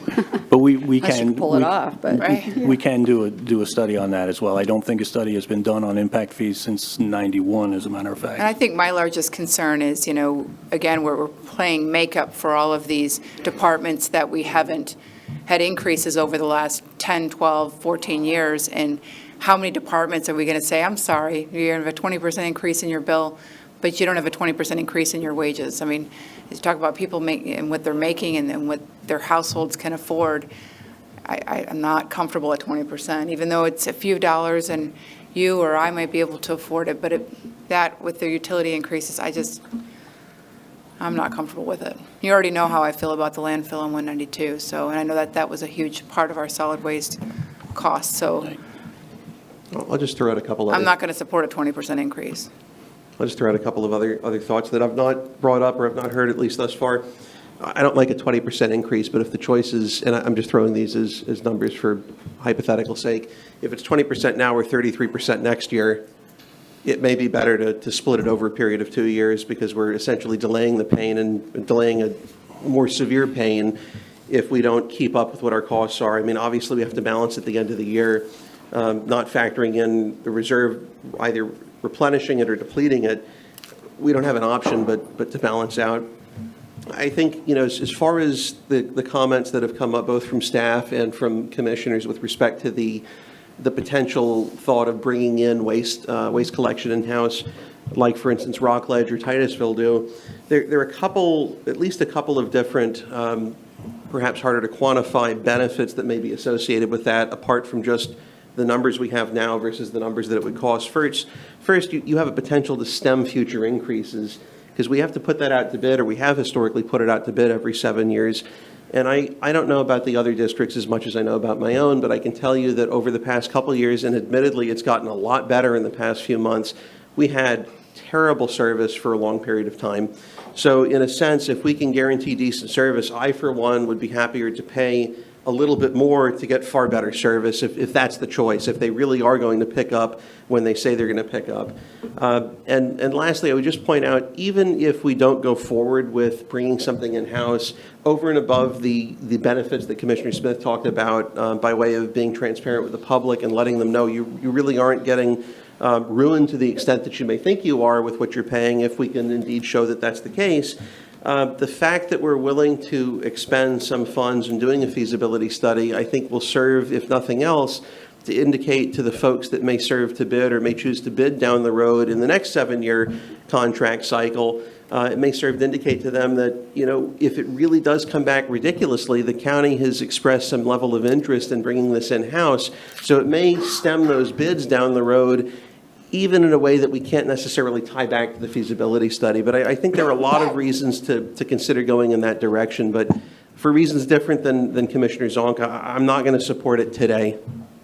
And I would agree with you, but I don't want to I don't want this commission to spend $200,000 for a talking point. Because in reality, if the professionals in the industry and our manager is saying, we've looked at this and we know that the capital costs are exponential, and we know that companies like Waste Management, and I don't mean to say their name publicly, but companies like Waste Management provide service to multiple municipalities. So that capital investment for them is spread over the cost of doing business all over the entire county and all over surrounding counties. So, I don't disagree with you. I just think, and again, there's an offset to that, but the counterpoint is essentially that they don't exist for altruistic purposes. They exist to have a return for their stock payers. So to what degree one counterbalances the other, I don't know, but I think But one grows government and provides, a lot of jobs, which Sure. I get we can't even fill now, and at a higher cost, as opposed to letting the private sector do it and holding those private sector companies accountable when they're failing. If we are confident it's a higher cost, I would be Yeah. 100% on board with you. And I just would like to see the apples to apples. But if that ends up being a higher cost relative to what we'd be paying now, I agree. I agree with you. If we don't find some kind of increase for you, what are we looking at in the next year? What you're looking at is, you've seen an agenda item, you're going to see another one Tuesday, about the challenge of getting and purchasing equipment, having truck drivers to drive that equipment. You have, very recently, we went out on a special contract so that we could transport waste from the Sarno transfer station up to Cocoa and use the landfill space. All those costs are significantly higher than what it would be whenever we are able to start bringing Class 3 to the 192 facility. So that would be an increased cost, which we've shared with the board in the past, but we can update numbers if that's what the board would like, so you could see what those additional costs, because the bottom line is we have to be able to dispose of all that trash.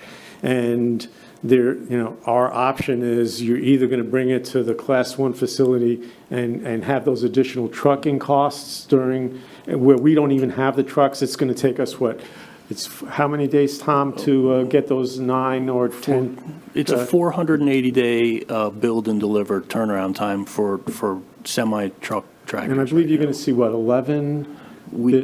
Go ahead. How many trucks are coming up on that agenda item? We're asking for the purchase of 7 that are slated for replacement in the 2023 budget that is proposed, and also some trailers that are slated for replacement in the 2023 budget.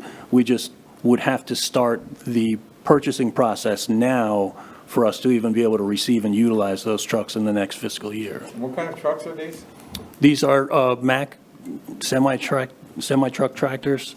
So they're basically the transfer trucks that we use to go from Titusville or from Melbourne to the central The big disposal blue facility. ones, yeah. In fairness, we don't know what the landscape's going to look like in 18 months. Construction costs, build, manufacturing, because we couldn't have predicted what we're experiencing now. So, I get the caution, but, yeah. Is it possible to do maybe 10% and use reserves, and then we can look at it again in 6 months? Yeah, because as Tom had shown in that prior slide, there are two, he was looking at the second cell, and there was a 40 million, so there was one bond issue that would be the 60 to 65 million would be the first one, and then, Yes.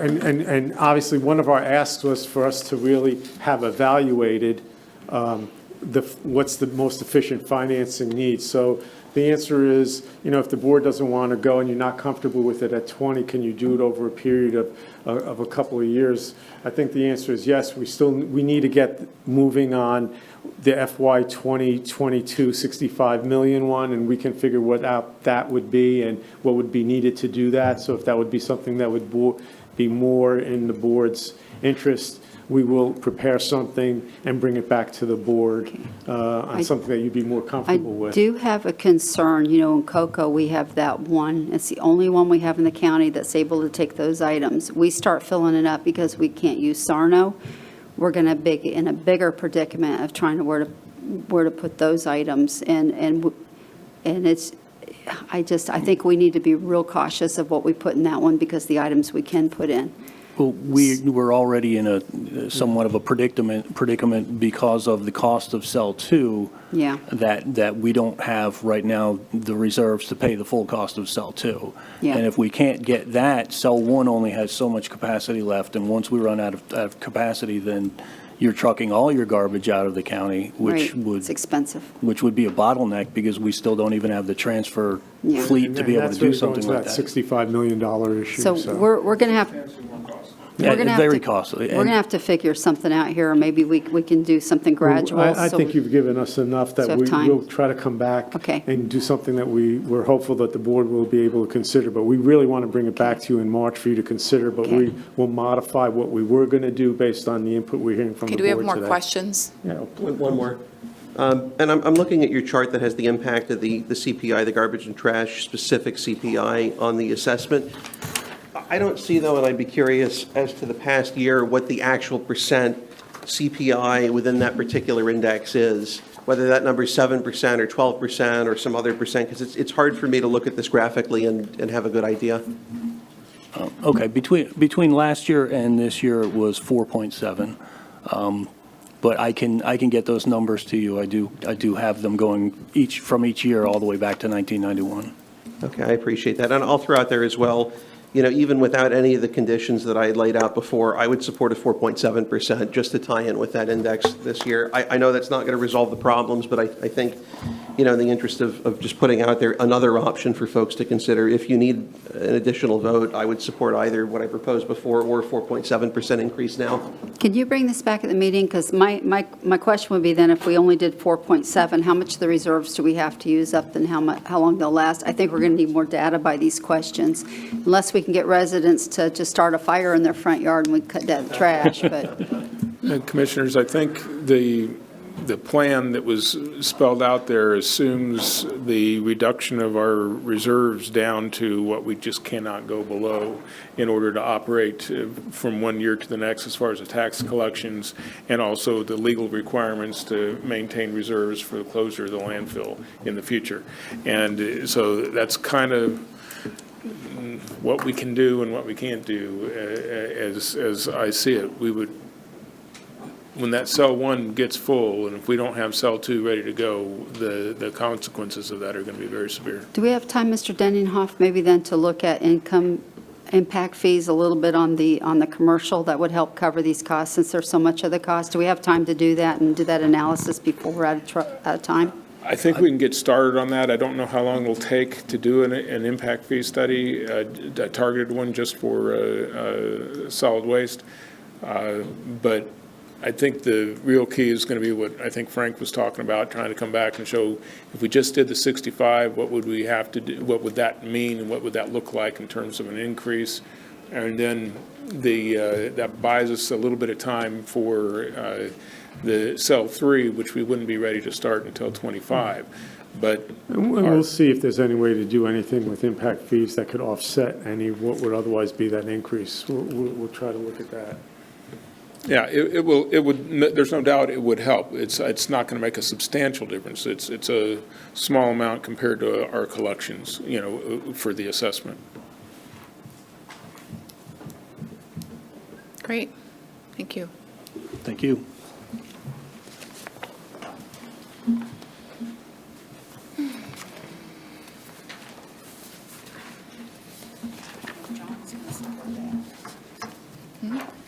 Yeah, John will be right on top. You can say that. Right. Good afternoon, Commissioners. Mike Knight, Endangered Lands Program. My presentation should be fairly short. I'm going to first touch a little bit on referendum history, program structure, general facility and land inventory that we currently have, land management activities, program expenses, revenue, history and expenses, and options for the future. So with that, I'm assuming this is easy, right? Just buttons? There we go. So there have been two referendums. First one was in 1990, the second one was in 2004. The first referendum sunsetted in 2011, at the end of that 20-year cycle. Bonding for the referendums respectively was $55 million and $60 million. Not all of that was bonded, as you can see in the slide here up at the top. About 45.6 was bonded of the 55, and 45 was bonded of the 60. And millage rates were a little different from the two referendums. The first one was a quarter mill, and the second one was 0.2085. And the yellow highlights just sort of are intended to highlight the basic language within each of the two ballot languages, which are presented here, focusing on acquiring and maintaining the land and making improvements as necessary. Okay. Program is essentially structured into four components. We have the management of the lands, we have environmental education, passive recreation, and land acquisition. The inventory of land is, as far as the lands that we are responsible for managing, is 19,000, a little over 19,000 acres. That represents about 29 different sanctuary sites around the county. About almost 12,000 acres of that are owned by the state of Florida because they were within Florida Forever Project boundaries. About 7,600 acres are in county ownership. About 1,600 acres are in both county and state ownership, but they are the result of private mitigation, development mitigation projects for offsetting impacts in development projects. And so some of that was also U.S. Air Force for scrub impacts on the U.S. Air Force Station. And about 340 acres were under a Florida Communities Trust grant, which represented 1,000 islands primarily. From public use, facilities, that kind of thing, we have 3 environmental education centers. That's the Enchanted Forest in Titusville, Sam's House, Merritt Island, Bear Island Center, South Melbourne Beach. Visitation in 2019 was about 71,000. 2020 was about 53,000. We think largely that had to do with COVID impacts because centers were closed for some period of time. We also have the administration office in Melbourne. We have a caretaker house, a maritime hammock. We have a small field station at Hog Point Cove where we have an agreement with Florida Institute of Technology on research, primarily out of that site. And about 75 miles of trails, terrestrial trails, meaning just trails that are, on the ground rather than in the water. Visitation, we've done some camera data analysis on trails, and we believe conservatively that there's 150,000 visitors on just the trails by themselves, excluding the education centers annually. And about 6.5 miles of paddling trails, just primarily Pine Island Conservation Area, Thousand Islands, and I think Crane Creek. Land management, primary effort in most of our landscapes is fire. So we have about 158 fire management units. Those units are burned on rotation, usually on anywhere from a 3 to 10 year cycle.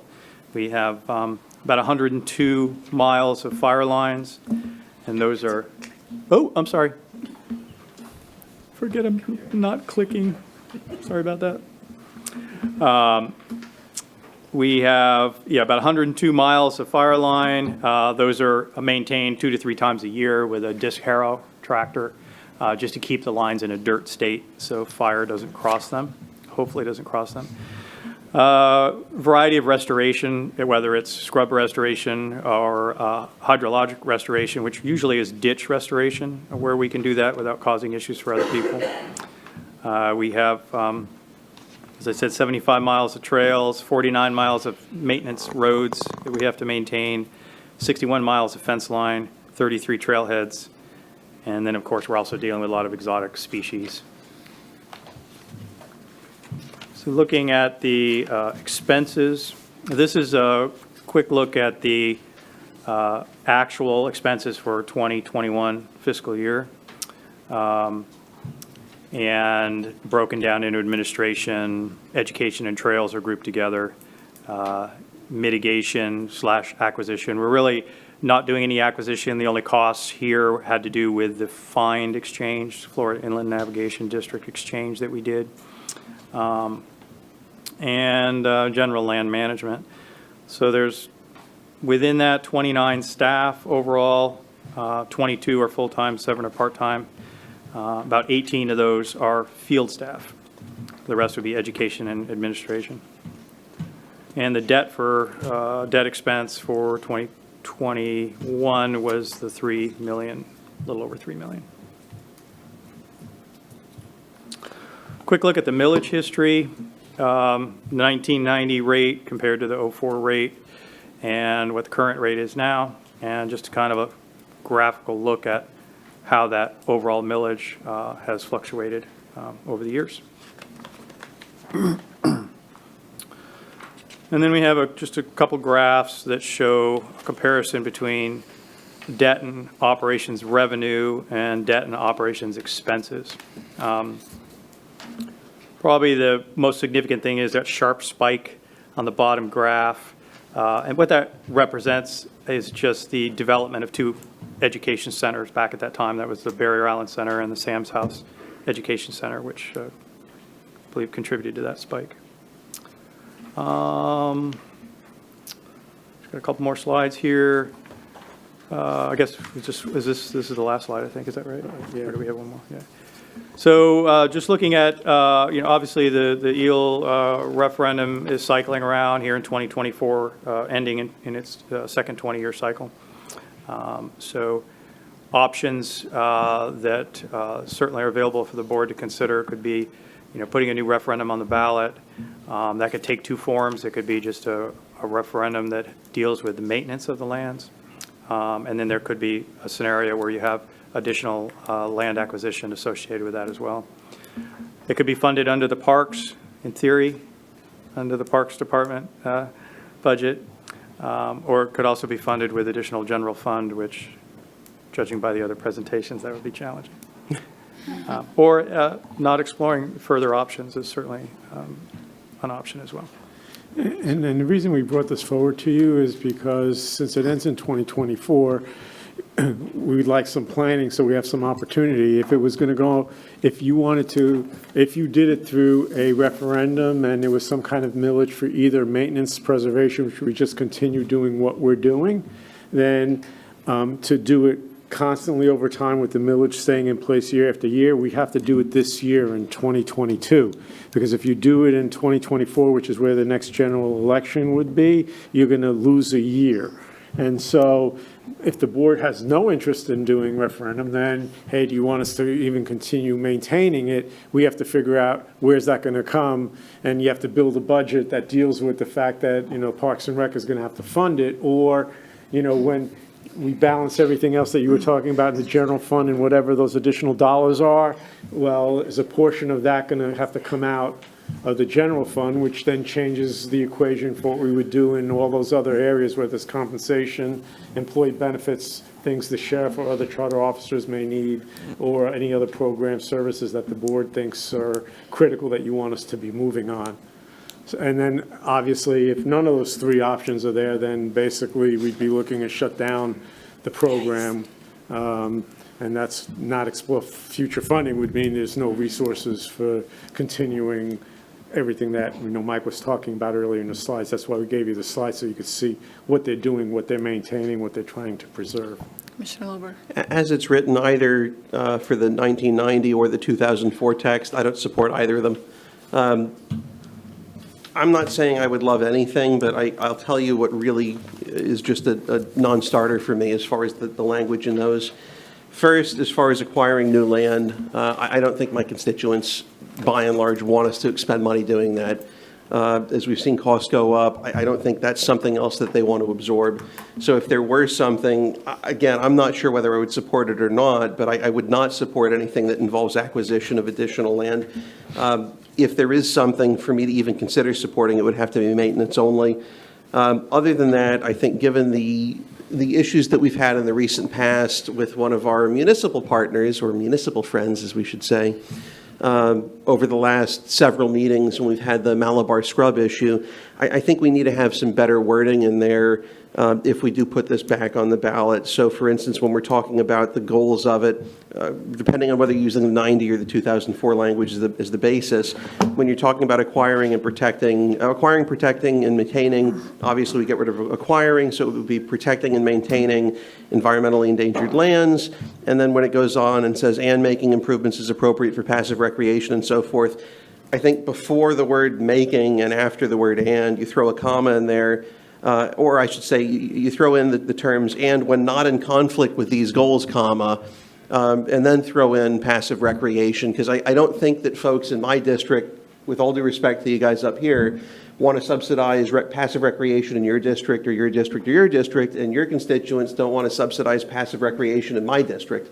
But endangered lands, if you have some species that happens to be in your district or your district or my district or your district, they may be okay with that. So I would look at whatever is brought back, but those are a few things that I really do feel strongly about.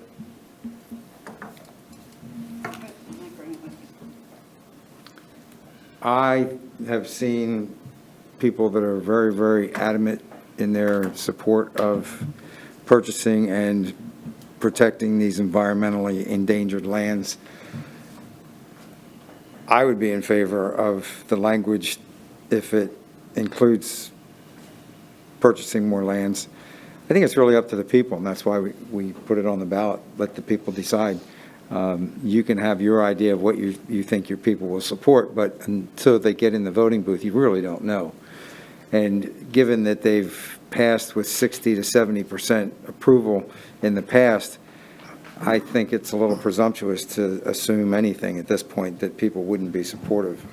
But it all depends on the wording and how it's put on the ballot. And I don't know that there's ever an opportunity to give them necessarily a choice among two options where one involves acquisition and the other doesn't. But my understanding, I wasn't in Brevard in 1990. I was in Seminole County at the time. But I don't think they were given a choice between just protecting and maintaining, because there was nothing acquired to protect and maintain at that point. But at this point, since we have it, I have no problem looking to see what their preference is. But again, anecdotally, I've seen what I've seen. Commissioner Pritchett. I would be in favor of trying to get the funds to keep it maintained. We have a lot of acreage right now. And my concern is watching this over the years, the incredible cost it takes to maintain these lands once we get them, and it's on us. So even if we didn't put it back on the ballot now, we have to come up with general fund funds to try to support the properties. So I would have to have someone come up and show a real need of an endangered property right now with something specific for me to want to pick up more property at this point, just because of the expense we're seeing right now, especially with the property we're having to fix with the scrub jays. It's a good thought and good feeling, but when I look at the numbers of how many acreages we already owned, I think it's kind of substantial. But again, if somebody came up with something and said, we've got something right here that's just going to save the wells, I know that's not land, But I would have to really be sold on a specific place right now to try to get us more inventory that we have to maintain. So that's just my thought. And I think I've always been very vocal on the acquisition and the maintenance being the priority. However, my concern is, and maybe, the compromise with what Commissioner Lober and, say, Commissioner Smith, where you both are sitting, is, assuming that the maintenance is if we're able to keep up with maintenance, then we can acquire, if it's feasible, that those costs won't exceed that or make it, make us not be able to maintain what we have. I don't know how you put that in legalese, but, that's where I would, because people do overwhelmingly support the EELS program. They support what we're doing, and whether you're a passive recreation fan or a scrub jay fan, it doesn't really matter. I think that, I think people, and it's up to them, and they'll have the opportunity to vote on it, but I think perhaps there could be some language that, the board, assuming the board can find a way to balance the budget before acquiring, with being able to do the maintenance before acquiring additional property, I would be okay. Because I would hate to close that door only because we may have an opportunity to acquire some land at a very good rate, or even accept, I don't want us to not be able to accept donated land, and that is concerning to me. But I think we definitely need to put it back on the ballot. I'm all for that, because I think people feel very strongly about it. And the key is in the wording. Yeah. To cover the cost. Maintenance is extremely important, because I remember at the beginning, back in 1990, I guess, it didn't provide for maintenance. So we were trying to take the maintenance out of the cost of the purchasing. So I think the wording has to include that maintenance would be included in this. And I think this Malabar scrub jay issue is sort of unique. We've not run into a problem like this before. And you have to remember, their argument may be passive recreation, passive recreation. We're not denying anybody passive recreation. They just want a certain type of passive recreation. And hopefully we can come up with a solution, and maybe moving the trail works, but I think that you're going to open up another can of worms, just speaking on that item, for people that don't want that trail moved. So again, I think as long as we're not denying that passive recreation, we don't even have to worry about that, in my opinion, because it's always going to be up to the EELS committee, and it's always going to be up to us. So that's sort of where the buck stops. But I would definitely want to make sure that, and it's up to the board as far as direction goes. And I've always said I want maintenance. I want us to be able to maintain what we have, so we can protect that land, protect the species that are designed with some of those protected lands. So Amen. I definitely want it back on the ballot. I have cards, but they're public comment cards, and it's about this, so I'm just so you know, we're not going to speak in front of other items because we have other departments to go through, so you have to wait till public comment. We have to have ballot terms ready. Ballot terms. I think it's June. Abby? I could be If wrong. we do this I think it's over, is June. that meeting by then? Looking at Abby for the answer. Yeah, me too. I'm hearing August 22nd, but we have to double check on that. Yeah, and there's going to be a variety of things that the board's going to want to consider, because depending on what the language is, whether or not it's just a millage and it's not related to debt, it's going to impact whether or not it's part of our, it's going to fall under the charter cap, and whether that millage is going to be impacted, overall. So there's going to be things that you're going to want to consider, because if it's a millage for maintenance, and then it's going to impact other millages, because it's going to be part of the overall cap of where we could be, unless you wanted to show it as a tax increase, which the board has historically told us, present a budget that doesn't do that. And so we got the critical need issue out there and other things, and so it's just a factor that all comes into play, because if it's not debt related to a bond and you can't bond out maintenance, right? So we're not bonding out maintenance. So I'm not trying to make it more complicated, but this is not just easy, and let's do it that way. I like Commissioner Zonka's suggestion with that. Maybe a way of phrasing it that if we put on the ballot, the primary purpose of this is first to take care of maintenance. And then however you guys want to word it about what other properties we do acquire, maybe we do criteria on that as well. That would be good. I'll look at whatever y'all bring back.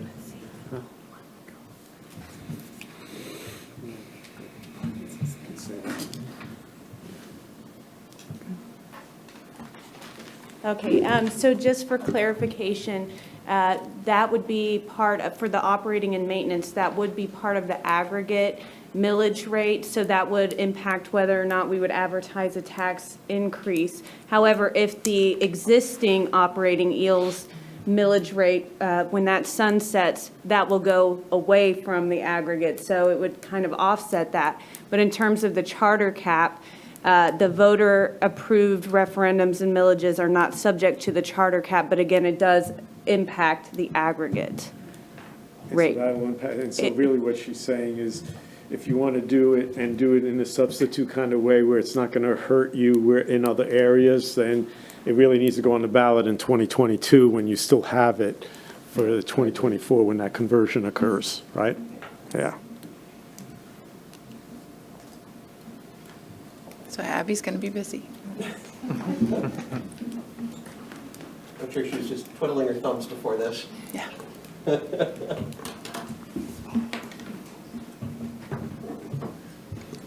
Good afternoon. I'll make this quick. I've That's heard what that you all before. say. The United States Department of Treasury issued their final rule last month for the American Rescue Plan Physical Recovery Fund. We call that ARPA. The changes may make some changes to the county's plan for the next tranche. One of the changes that were made is they improved the revenue loss formula. Before, last summer, the staff gave you an estimate for a 2020 revenue loss of $18.5 million. The actual revenue loss based on this new formula was $21.7 million, which means there's a difference of 3.2 that were not allocated. The county will have another opportunity to look at revenue loss for the fiscal year ending September 30, 2021. We will be able to do that as soon as the financial statements are finished in March. So we'll get back with you when we get the second tranche. This will impact the second tranche. And as we said before, the revenue loss calculation and the revenues that we can get from the ARPA funds are more flexible than the other funds that are available through that fund. Another change that has been made is to the water and sewer projects, which includes culvert repair, resizing, replacing stormwater infrastructure. Another item that was added to the list was for capital expenditures for the Emergency Operations Center. Another category that was added this time was to restore public sector capacity by providing worker retention incentives, administrative costs for hiring, support, and retention programs, as well as the continuation of assistance to the impacted communities that had been provided in the prior ruling. Any questions about the ARPA? She wasn't kidding, she was quick. Another thing that we wanted to talk to you about today was the economic tax abatement program that will expire November 2024. This program comes back every 10 years, and it's approved by the voters. The abatement program has been in existence for close to 30 years. It started in 1994. This program has assisted both large and small businesses, new businesses coming into the county, as well as expansion of existing businesses within the community. Based on the 2020 annual reports for the businesses that you have granted exemptions for or abatements for, these businesses were abated $1.2 million in 2020. However, they actually paid $6.3 million in taxes because the abatement is based on what they add to the property roll once you approve the abatement plan. Also, in the 2020 annual reports, they created 6,200 jobs with an average wage of $85,559. Pretty impressive. So that comes up that will have to be approved by the voters in 2024 if you all decide to put that back on the ballot. Well, I can tell you, I'm in favor, right from the get-go. And that was overwhelmingly supported. As with anything, I think the specific language used is going to be important on that. So the sooner we get it, the better. You support it, Commissioner Pritchett? Oh, yeah. Yeah. I think you got to go Okay. on the side. And so what we want to close with very quickly is anticipated general fund impacts. And we spoke to the sheriff's office. They've come in, they've tried to be a great partner with us over the last several years. And so we went to them asking, hey, what do you think is going to happen this year? I was reminded that, some of the increases that they thought that were important in the past, that they have foregone and waited so the board could do certain things like in the area of fire rescue that you did last year with the assessment. And I think the specific words were, hey, make sure the board understands that, by doing that, we are digging a hole in terms of capital needs that they had. They did indicate that they have transferred a lot of their capital needs utilizing what was previously general fund dollars, and that's how they've been trying to balance their budget in the last few years by using dollars that were originally CARES dollars that, then were public safety dollars that they had, and the board gave them a certain allocation. They've been using that to fund some of the capital needs, but that's creating a bigger hole, not for this year, maybe not even for next year, but it is going to be there in the future. Other things that they indicated that are significant for them are contract negotiations. They are struggling, like we talked about very generally in our own human resources presentation, with competing with surrounding departments and filling holes. They're looking at significant increases during the ongoing contract negotiations that they have right now with the deputies, especially where Palm Bay and Titusville they're looking at, and they have higher starting salaries than the sheriff has for his deputies. He said that's an issue that he feels he needs to be able to address. We talked about, hey, what's the general impact, fund impact on that? He said, well, if the board goes and you go to the maximum on the cap, the 3% that you can do in the general fund, I'd need about I think it was 4.1 or 4.4 million dollars. And so we looked at that, and when we try to put together, that was the general fund impact of what he would need. That would have included us going at 3% on health insurance, which obviously we told you 4.5%. And after today's discussion, we're going to look at whether it's higher. There's a corresponding increase for him. For every 1.5%, it's about $300,000, and you'll be looking for the general fund contribution of that. So that's something we will have to look at, and we were looking at that. We wanted to give you then, as you remember from that first slide that we talked about, what's the general fund impact compared to the numbers we showed you of doing certain salary increases. And we've provided that here for you. A 3% cost of living adjustment would have been $1.74 million. $1 an hour across the board is significantly higher. It's $2.7 million. If you did 1% for everyone or 3%, whichever is higher, it is incrementally a couple of $100,000, actually only $100,000 more, the general fund impact. Because most people at $1 an hour, it's more than 3% for most people, because most of your wages are at that lower level, and that's where the majority of your employees are. And a 4.5% increase on the general fund side for board employees would be $643,000. So obviously you can, now that's the general fund impact. Obviously enterprise funds and other budgets are going to have other contributions. So you got to realize that here we're just talking, because I wanted to give you an idea of what the general fund impact against the revenues that we told you we thought we could generate, which would be on the next page. So remember what we said, ad valorem, if you went to the full 3% CPI increase would give you $5 million. If on that a conservative approach to new construction would be 2.7. That gives you 7.7 million. If we looked at what the sheriff has indicated that he's going to need, and one thing he also said was that if we did this on the general fund side, the MSTU, he would live within the 3%. So, you would not be looking for a critical need there. Other charter officers, assuming that the board's going to want to do that, I'm just using the 3% number as a factor, that would be $920,000 would be the general fund impact on that. cost of living adjustments, if the board, was going to good and when you're going to try to build the budget, the general fund impact of that, while it was 5.1 million, would be about 2.7 million, because it doesn't include fire rescue, it includes everything else. And then health insurance premiums, as I indicated, 4.5%.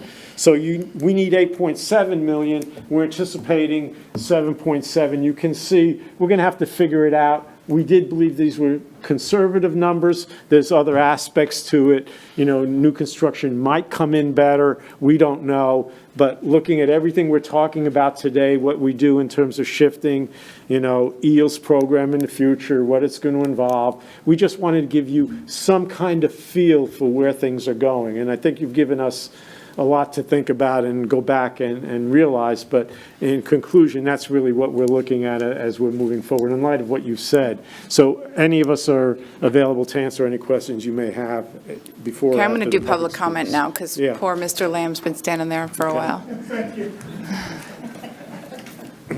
I couldn't figure out exactly what the public comment arrangement was under this workshop, but I sort of assumed say your that name? the budget workshop would allow public comment somewhere.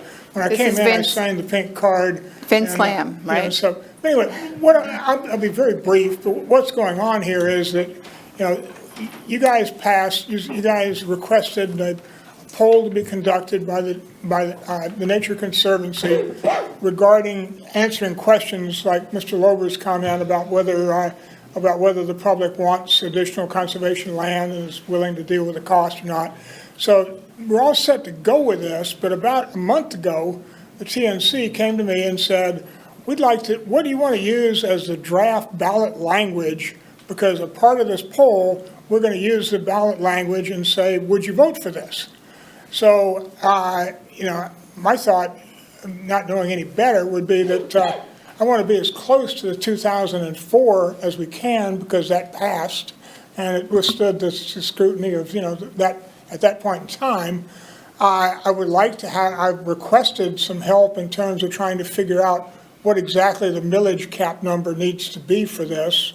But I had a meeting set up courtesy of Commissioner Smith on this, but I broke my hip and messed things up there. So I don't have that, but we can go ahead. But the Nature Conservancy wants to kick off this poll in the next week or so that we'll be ready in May.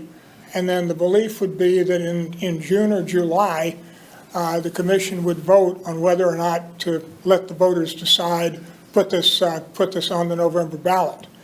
As far as all of this is concerned, I want to point out to you that all the voters are doing with this is basically enabling you guys to do your job, hopefully with a little direction of letting them know that the public wants the conservation land program, certainly wants the conservation lands managed. Everything the program does comes to you guys for a vote. To buy a single piece of land goes through a very detailed procedure of appraisals and everything, comes to the commission. And if we're buying it for less than the state assessed value, it takes 3 votes. If it's anything more than that, it takes a supermajority. If we decide to, if there's a decision, say that the voters want to vote to, have a conservation land purchase addition in there, and I personally think that a more conservation land would probably help with the protection. We're going to focus on protecting the Indian River Lagoon. So what more can we do that would protect the Indian River Lagoon? And there are some things that could be done. But as far as that's concerned, you get to decide on the individual properties, and you get to decide on control, when the specifics of issuing the bonds, you get to decide how big of a bond issue, what are the terms that are available from the bond market, how you do that. That's all controlled by the county commission after the vote occurs. So there's nothing that the voters so anyway, the last point is, that to do this successfully, well recognized as requiring dedicated private citizens. And we've got a group of Keith Winston, Jim Swan, Laura. I hate to cut you off, but I got to be fair. Okay, all right. Get better. Ms. Sullivan?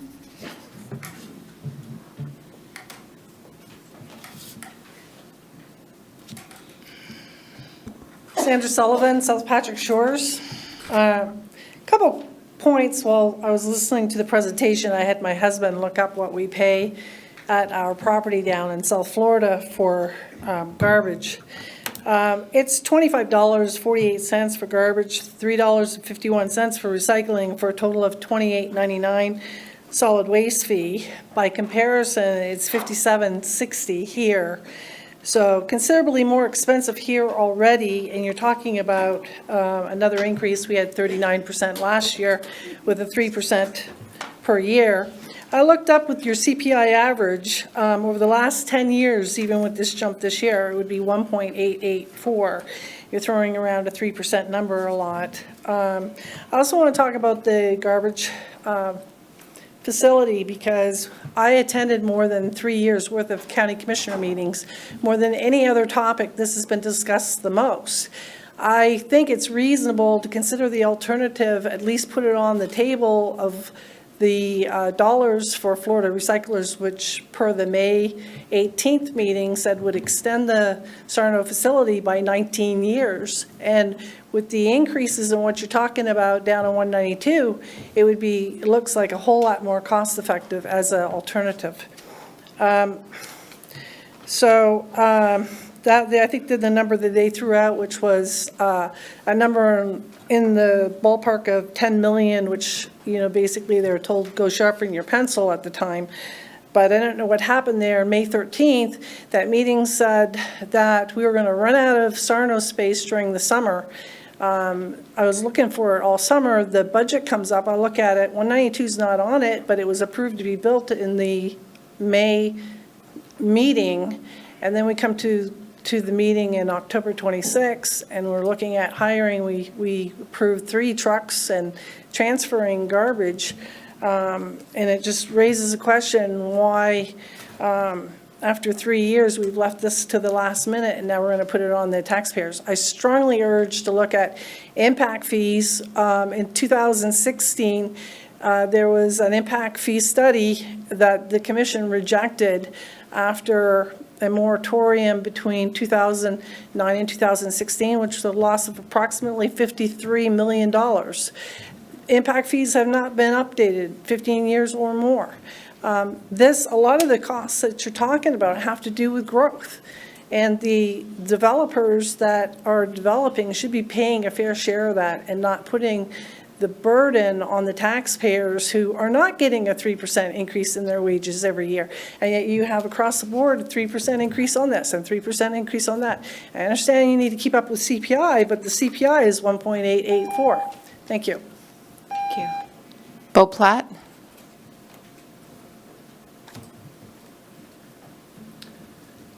Good afternoon, Bo Platt, 844 Whitmire Drive, Melbourne, Florida.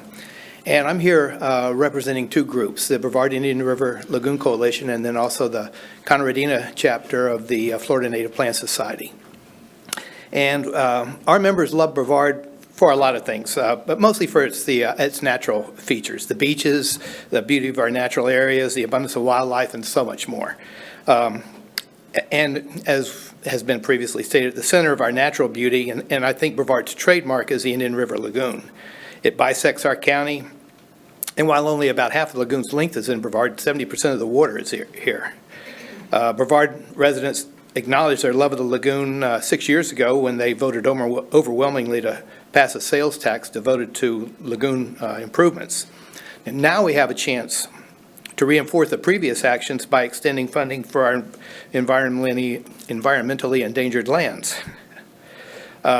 And preservation and conservation of lands serves several purposes. It provides habitat for native plants and animals, provides areas for enjoying the natural beauty, provides passive recreation, things bird watching, hiking, biking, kayaking, horseback riding, and more.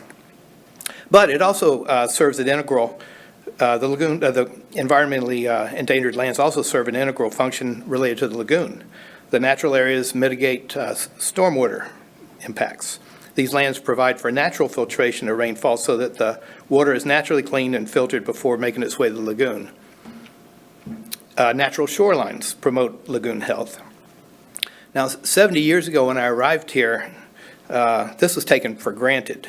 Brevard's population was a little over 20,000, and natural areas were abundant, very little was developed. Now, 70 years later, we're over 600,000. That's a 3,000% population increase. Where else has that happened? And it continues to grow. We're not going to slow down. Now, we have the opportunity now to continue the maintenance of our natural areas as well as to purchase more. And I know the land is expensive. Nobody will argue that. I'll remind you of a quote over 100 years ago. Will Rogers said, "Buy land. They ain't making any more of the stuff." Well, nowhere is that more true than here. We should continue our actions of the past in promoting the natural beauty of Brevard for generations to come. And our groups and our members support continuing funding of the Environmentally Endangered Land Program, both maintenance and acquisition. And we ask that you allow Brevard's voters to make the decision. Thank you. Thank you. Craig Wallace?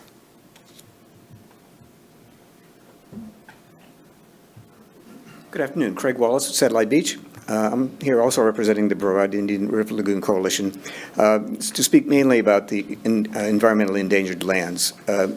I'm from South Florida. I lived there most all of my life. I moved here because of the environmental, both the lagoon and the natural beauty of the land areas around here. And I think if you talk to any of our residents, you would find the same reaction. So I'm really pleading with you because I feel like trying to hold off on purchasing land is going to burn us in the future, because there's no, as was just said, there's no more land that we can create here in Brevard County. As we develop more, we've got to offset that. Somehow we've got to let the water percolate through and get into the aquifer and clean water into the lagoon. And the only place to really do that is with undeveloped lands. We haven't quite figured out a way to both develop land and preserve the water quality.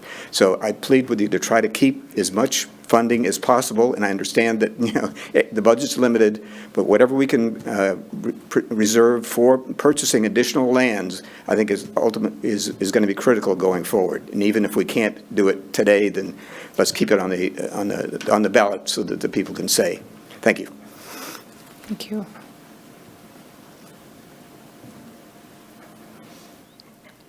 All right. Thank you, Mr. Vate, for another amazing presentation, and Jill and everyone. I can't believe John has not spoken this entire meeting. Would you like to talk about roads, John? No. The reason why I say that is because usually, we need you. We need your expertise and we need you to talk, so you've been so quiet. And I'm really excited about that. I was speaking at an Eastern Florida class, and I said, I know this is not, going to get you excited. It's younger crowds. There's some middle-aged like myself there, but I'm like, we got a lot of roads done. And they just looked at me like this blank stare, but yeah. I was actually impressed with the gentleman that had me there, and in the interest that they had in our budget and the process, and it was actually a really good experience. But anyhow, does anybody have anything they want to add? We can go through the list of board reports. I've got a couple thoughts on the public comments that we've gotten. Okay, as long as we keep it brief. Yeah, I just want to address primarily the comments from Mr. Lamb. There are a couple topics I want to address with it. First, polls, and the second, the concept of bundling. With respect to polls, I think it's important to be mindful that polls are truly only as meaningful as the verbiage used allows. So to give you a perhaps ridiculous example, but to give you one that certainly illustrates the point, if I put a poll out that says, John, you can either eat your firstborn or kill an endangered animal, John's going to vote to kill an endangered animal. It entirely depends on the verbiage. With respect to bundling, we've heard about the constitutional, you like that one? But we've heard about with the constitutional amendments. I despise bundling because it doesn't give the voters the choice. But people say the voters voted to do X, Y, and Z. They really may have wanted to do one or two of those things, but they were forced because they didn't have the option only to support that one thing. So if folks want to simply maintain, just to bring it home to the issue at hand, if they just want to maintain Eels land, but that option isn't available unless they also have to vote yes to acquire and maintain, They may have no desire whatsoever to acquire it, but they may vote to do that because they have no choice just to maintain it. So it would be like, again, to give you another extreme example, if you have some terminal illness, you have metastatic cancer, God forbid, and your doctor says, we're going to go ahead and give you chemo and radiation and we'll do a surgery, but you got to buy a Lexus in order to do this. You may not want to buy a Lexus, but if you have the money to do it, or you can borrow, beg, plead, steal, you're going to get the Lexus so that you get the metastatic cancer addressed. So my issue is we had numbers north of 20% today in terms of proposed increases. Money is tight. We have enterprise funds that have to zero out. They have to balance out at the end of the year. Most of us here, not just sitting up here, but in the audience, are fortunate enough that, yeah, we can afford the additional increase in millage or the maintenance of that increased millage, but not everyone is in the same boat that we're in. And I can tell you the real estate market is disgustingly inflated in terms of what costs are. For us to talk about buying new land now when we have not given the voters a real poll that addresses that as an option separate and apart from simply maintaining it, it's not going to tell us what we need to know. And the lagoon, I'll just say, if you look at the ballot language from 2004 or from 1990, I don't know that the lagoon was necessarily even referenced in there. And if we want to talk about the lagoon as a motivating factor for doing anything with respect to eels, eels may be great or terrible on its own merits, but I think to throw in things that are at best tertiary to the overall goal of eels, it doesn't leave me feeling warm and fuzzy, because when you look at the ROI, if we could have, and I'll use one example, not to pick on District 1, but Commissioner Pritchett, that one, and it wasn't our system, thank God, but Titusville system, where they had just, I'll point out one 7 million gallon leak. I'm going to do some rough math in my head. It's been a while. It's been since the 90s, I think, since I've taken a math class, so bear with me if I'm off a little bit. But I know from having a monster triple-digit gallon reef tank in my house with a ton of filtration that's on battery backup and generator power, a pound of fresh water without salt in it weighs about a gallon of fresh water weighs about 8.4 pounds, about. When you add salt or you add any kind of particulate, whether it's something that gets flushed down a toilet or otherwise, you're adding to the weight. But conservatively, let's say about 8.5 pounds per gallon. You take 7 million gallons, you're in the ballpark of 60 million pounds, something like that, for one leak.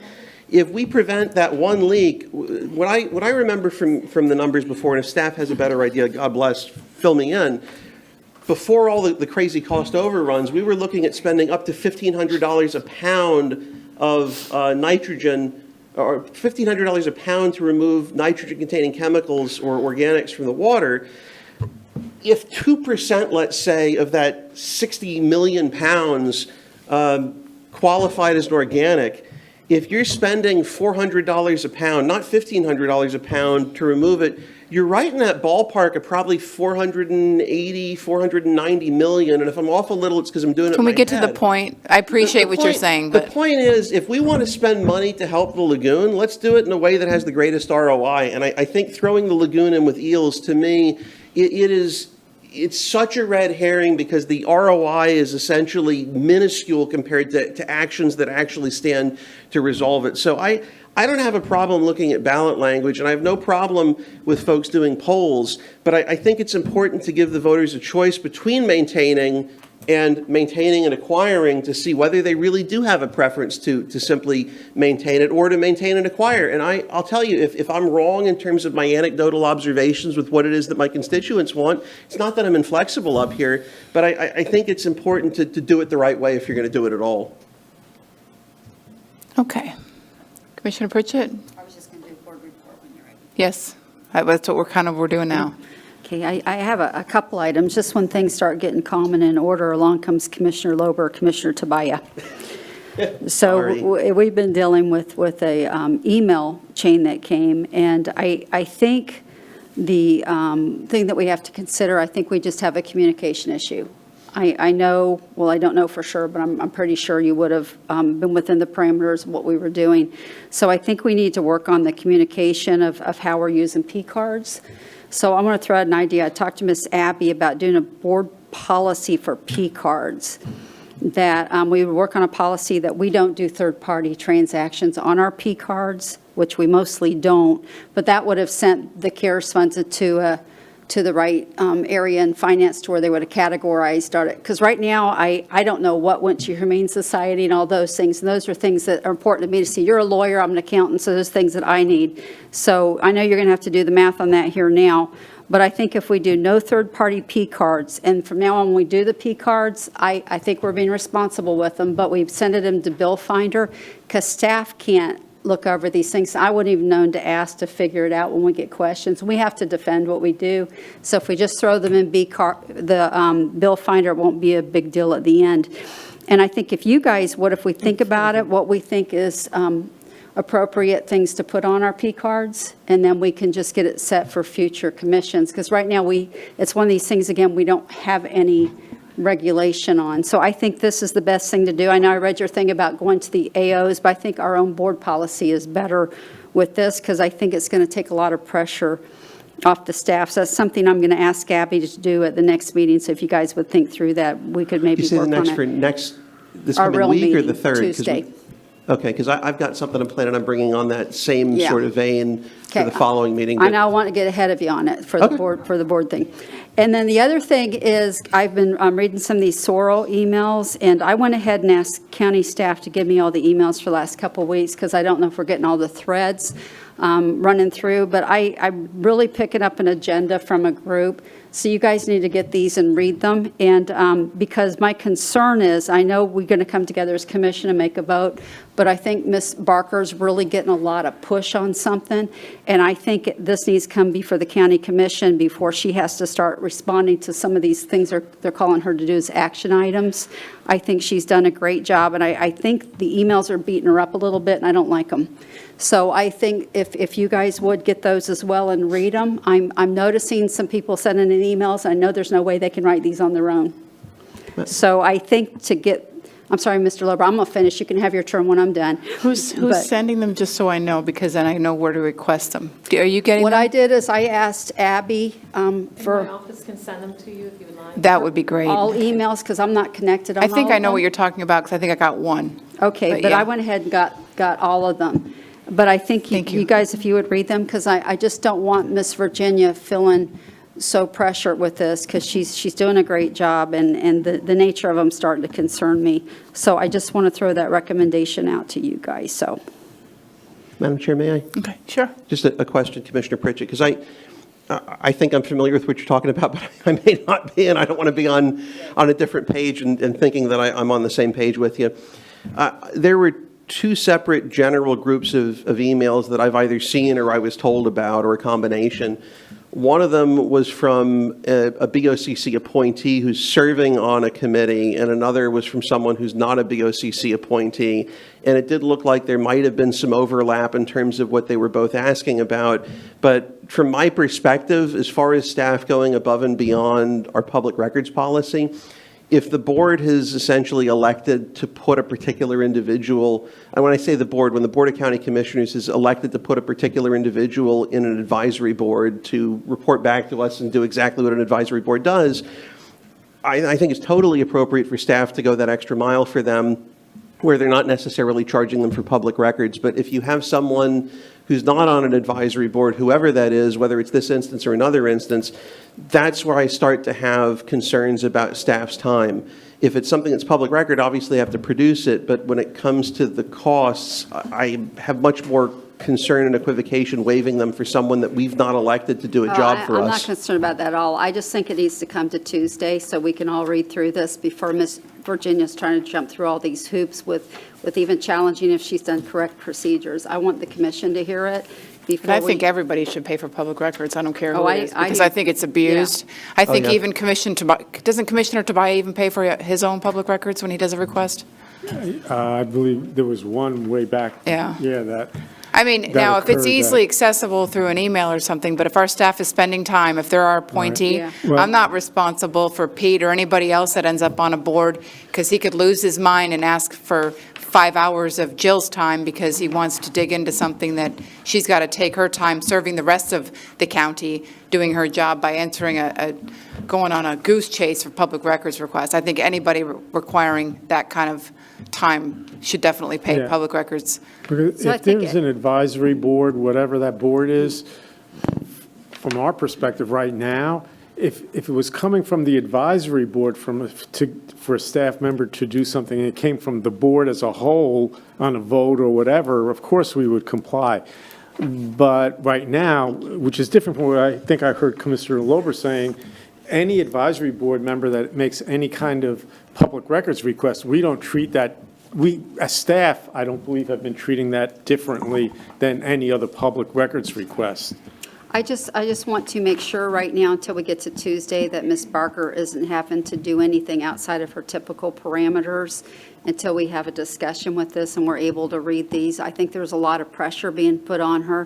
You know, as far as the public records, it doesn't matter, but she spent a lot of time trying to answer a lot of stuff right now. And I think after we have a board discussion, I think that will narrow it down to what we're wanting to do at that time. Madam Chair, just a couple thoughts, if I may, with respect to that. And I understand where you're coming from, Commissioner Pritchett. I'm really not trying to be contradictory at all. I really am not. When I am, you know it. This is not one of those times. But I would just say I agree with your concern, but I think I just want to be careful that we as a board don't give staff, the public, or anyone else the impression that we're suggesting that we don't want to comply with public records disclosure. I'm not saying public record. They're giving her action items. But yeah, if they're asking them to do things and you want to have a discussion about it, I'm totally good with that. But if someone's made a public records request and the records that they request are something that we have or foreseeably have, if they were given a quote and they paid the quote, I don't think we should hold up producing it unless there's some reason to think that we don't have a complete production or some other extenuating circumstance comes up. But some of those things that's going to get her sidetracked right now. I think if we have a discussion Tuesday and all this comes out and we read this, I think there's a definite agenda here. And if you guys read them, it's going to be up to you. It'll be decided by the county commission. We're not trying to withhold any information at all. Okay. But I think it's outside the scope of what she typically does because I think there's an agenda on it. And I want to get together Tuesday after we've had time to think through it so that we don't have our staff that works hard really having to do things that just probably isn't very appropriate. I think I'm a little lost. I would like to read through those. I may be too. And Yeah. I guess, you know, the only other thing with respect to it is if, and again, I understand, Madam Chair, where you're coming from with respect to treating everyone the same with that, but I would just say there's another argument to be had, not that yours is necessarily right or wrong, that if we as a board have elected to put someone, whether it's a D4 appointee that we've all had to vote on or a D2 or what have you, I don't think they should be able to create 1,000 hours of work for staff, but if they have something that takes more than 15 minutes and it's an hour and it relates to their service on that board, I don't have a problem if staff weighs the Then cost maybe based on that. if that's your appointee and you're that certain that they're not wasting staff's time or that they ought to do free public, maybe you ought to request those public records because that's your. That's an interesting way. I'm just saying because I think that again, you have board members that could possibly be running for office. So you're going to let them abuse that position, or we're going to sit back and allow them to abuse that position? I think you resolved it. No, that's because I think that'll do it, where if at least they have to have one of us vet it to say, And I've okay, seen this is commissioners legit. overcharge for public records from their own offices, so I think we just need to be very careful. We need to make sure we're treating everybody the same. Okay, I think We may be try on the not same to page. charge anybody. If it's quick and findable, Sure. I mean, if it's easily searchable and it doesn't take a bunch of staff time, we just produce them. I But think you make a good point. It's fair. Just because if it goes through the filter of the commissioner, then it adds some legitimacy to the request. And then you also, too, you're sort of validating the request if they want it for free, that is. If they want that information for free, then the commissioner's making it their priority, too. But if they've got an agenda, I don't like them abusing the free public records option for their agenda. I think that's wrong. I think Agreed. that's That probably awful. solves 75% of my heartburn with this. Yeah. Yeah, So I'm happy to read through those emails. Can you make sure, I'm not sure what board member, do you know what board member? You don't have to say the name. One sent to Abby pretty much will help you. Okay. Can I just I make was one going to say, other I don't know request? who it is to ask you. who Can we for. at least let whoever it is, and I think I know who it is, but I may be totally wrong, can we just let them know that we plan on bringing it up? So if that person is available and wants to show up at the meeting to defend himself or herself, that they have the ability to do that? I don't think it'll be an individual personal attack on anybody. I think it's just us overlooking the Okay. items and making decisions. Okay. just for the record, the emails that we collected for Commissioner Pritchett involved Sorrel and any emails that have been exchanged with my office and with Ms. Barker in the last, I think, 3 weeks. So Okay. that is what the search terms were used, Sorrel, and then Mrs. Barker, and anybody in my office about that topic. Okay. All right. Commissioner Smith, is that it? Okay. Thank you, Madam Chair. Before you is an updated spreadsheet for the rates for towing. And we know Mr. Kendall Moore was before us several meetings ago, and his client had a few issues, but the main issue was that we had, I guess, an ordinance in place that from 2008 to current, it was the tow companies, the wrecking companies were supposed to get 3% or CPI, whichever was less, and it wasn't done. So my staff has gone to the trouble of actually doing each year, whether it was 3% or CPI, whichever was less, and came up with what the numbers should be currently.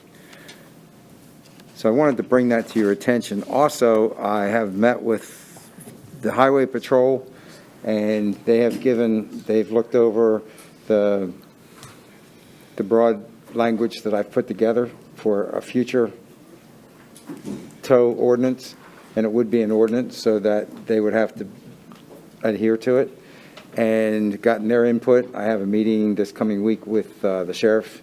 Okay. And I will be bringing back an ordinance for you folks to look at and to comment on and maybe make some changes or follow through on it or whatever. So we will have something in place that I think is very fair to the wreckers, and it will be more than protective of our constituents, because I really had a lot of heartburn having observed that business model that they've been working on for a lot of years, and a lot of things go under the radar that people get charged for. And I've given you some examples, and our constituents are being abused.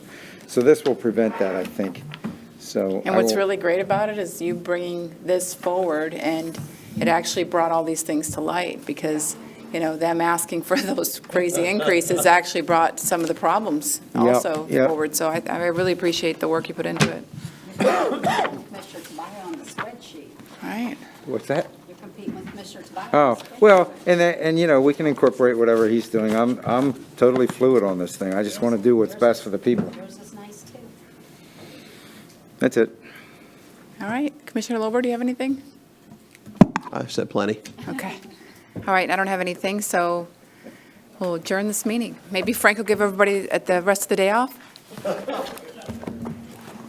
Don't get too carried away. The opinions expressed by any member of the public during any period of public comment do not necessarily reflect the views or opinions of the Board of County Commissioners of Brevard County, Florida, Space Coast Government Television, or the program sponsor, and are solely those of the presenter. The Board of County Commissioners of Brevard County, Florida, Space Coast Government Television, and the program sponsor hereby expressly disclaim any and all responsibility or liability for any defamatory or slanderous statements expressed by any member of the public during any such period.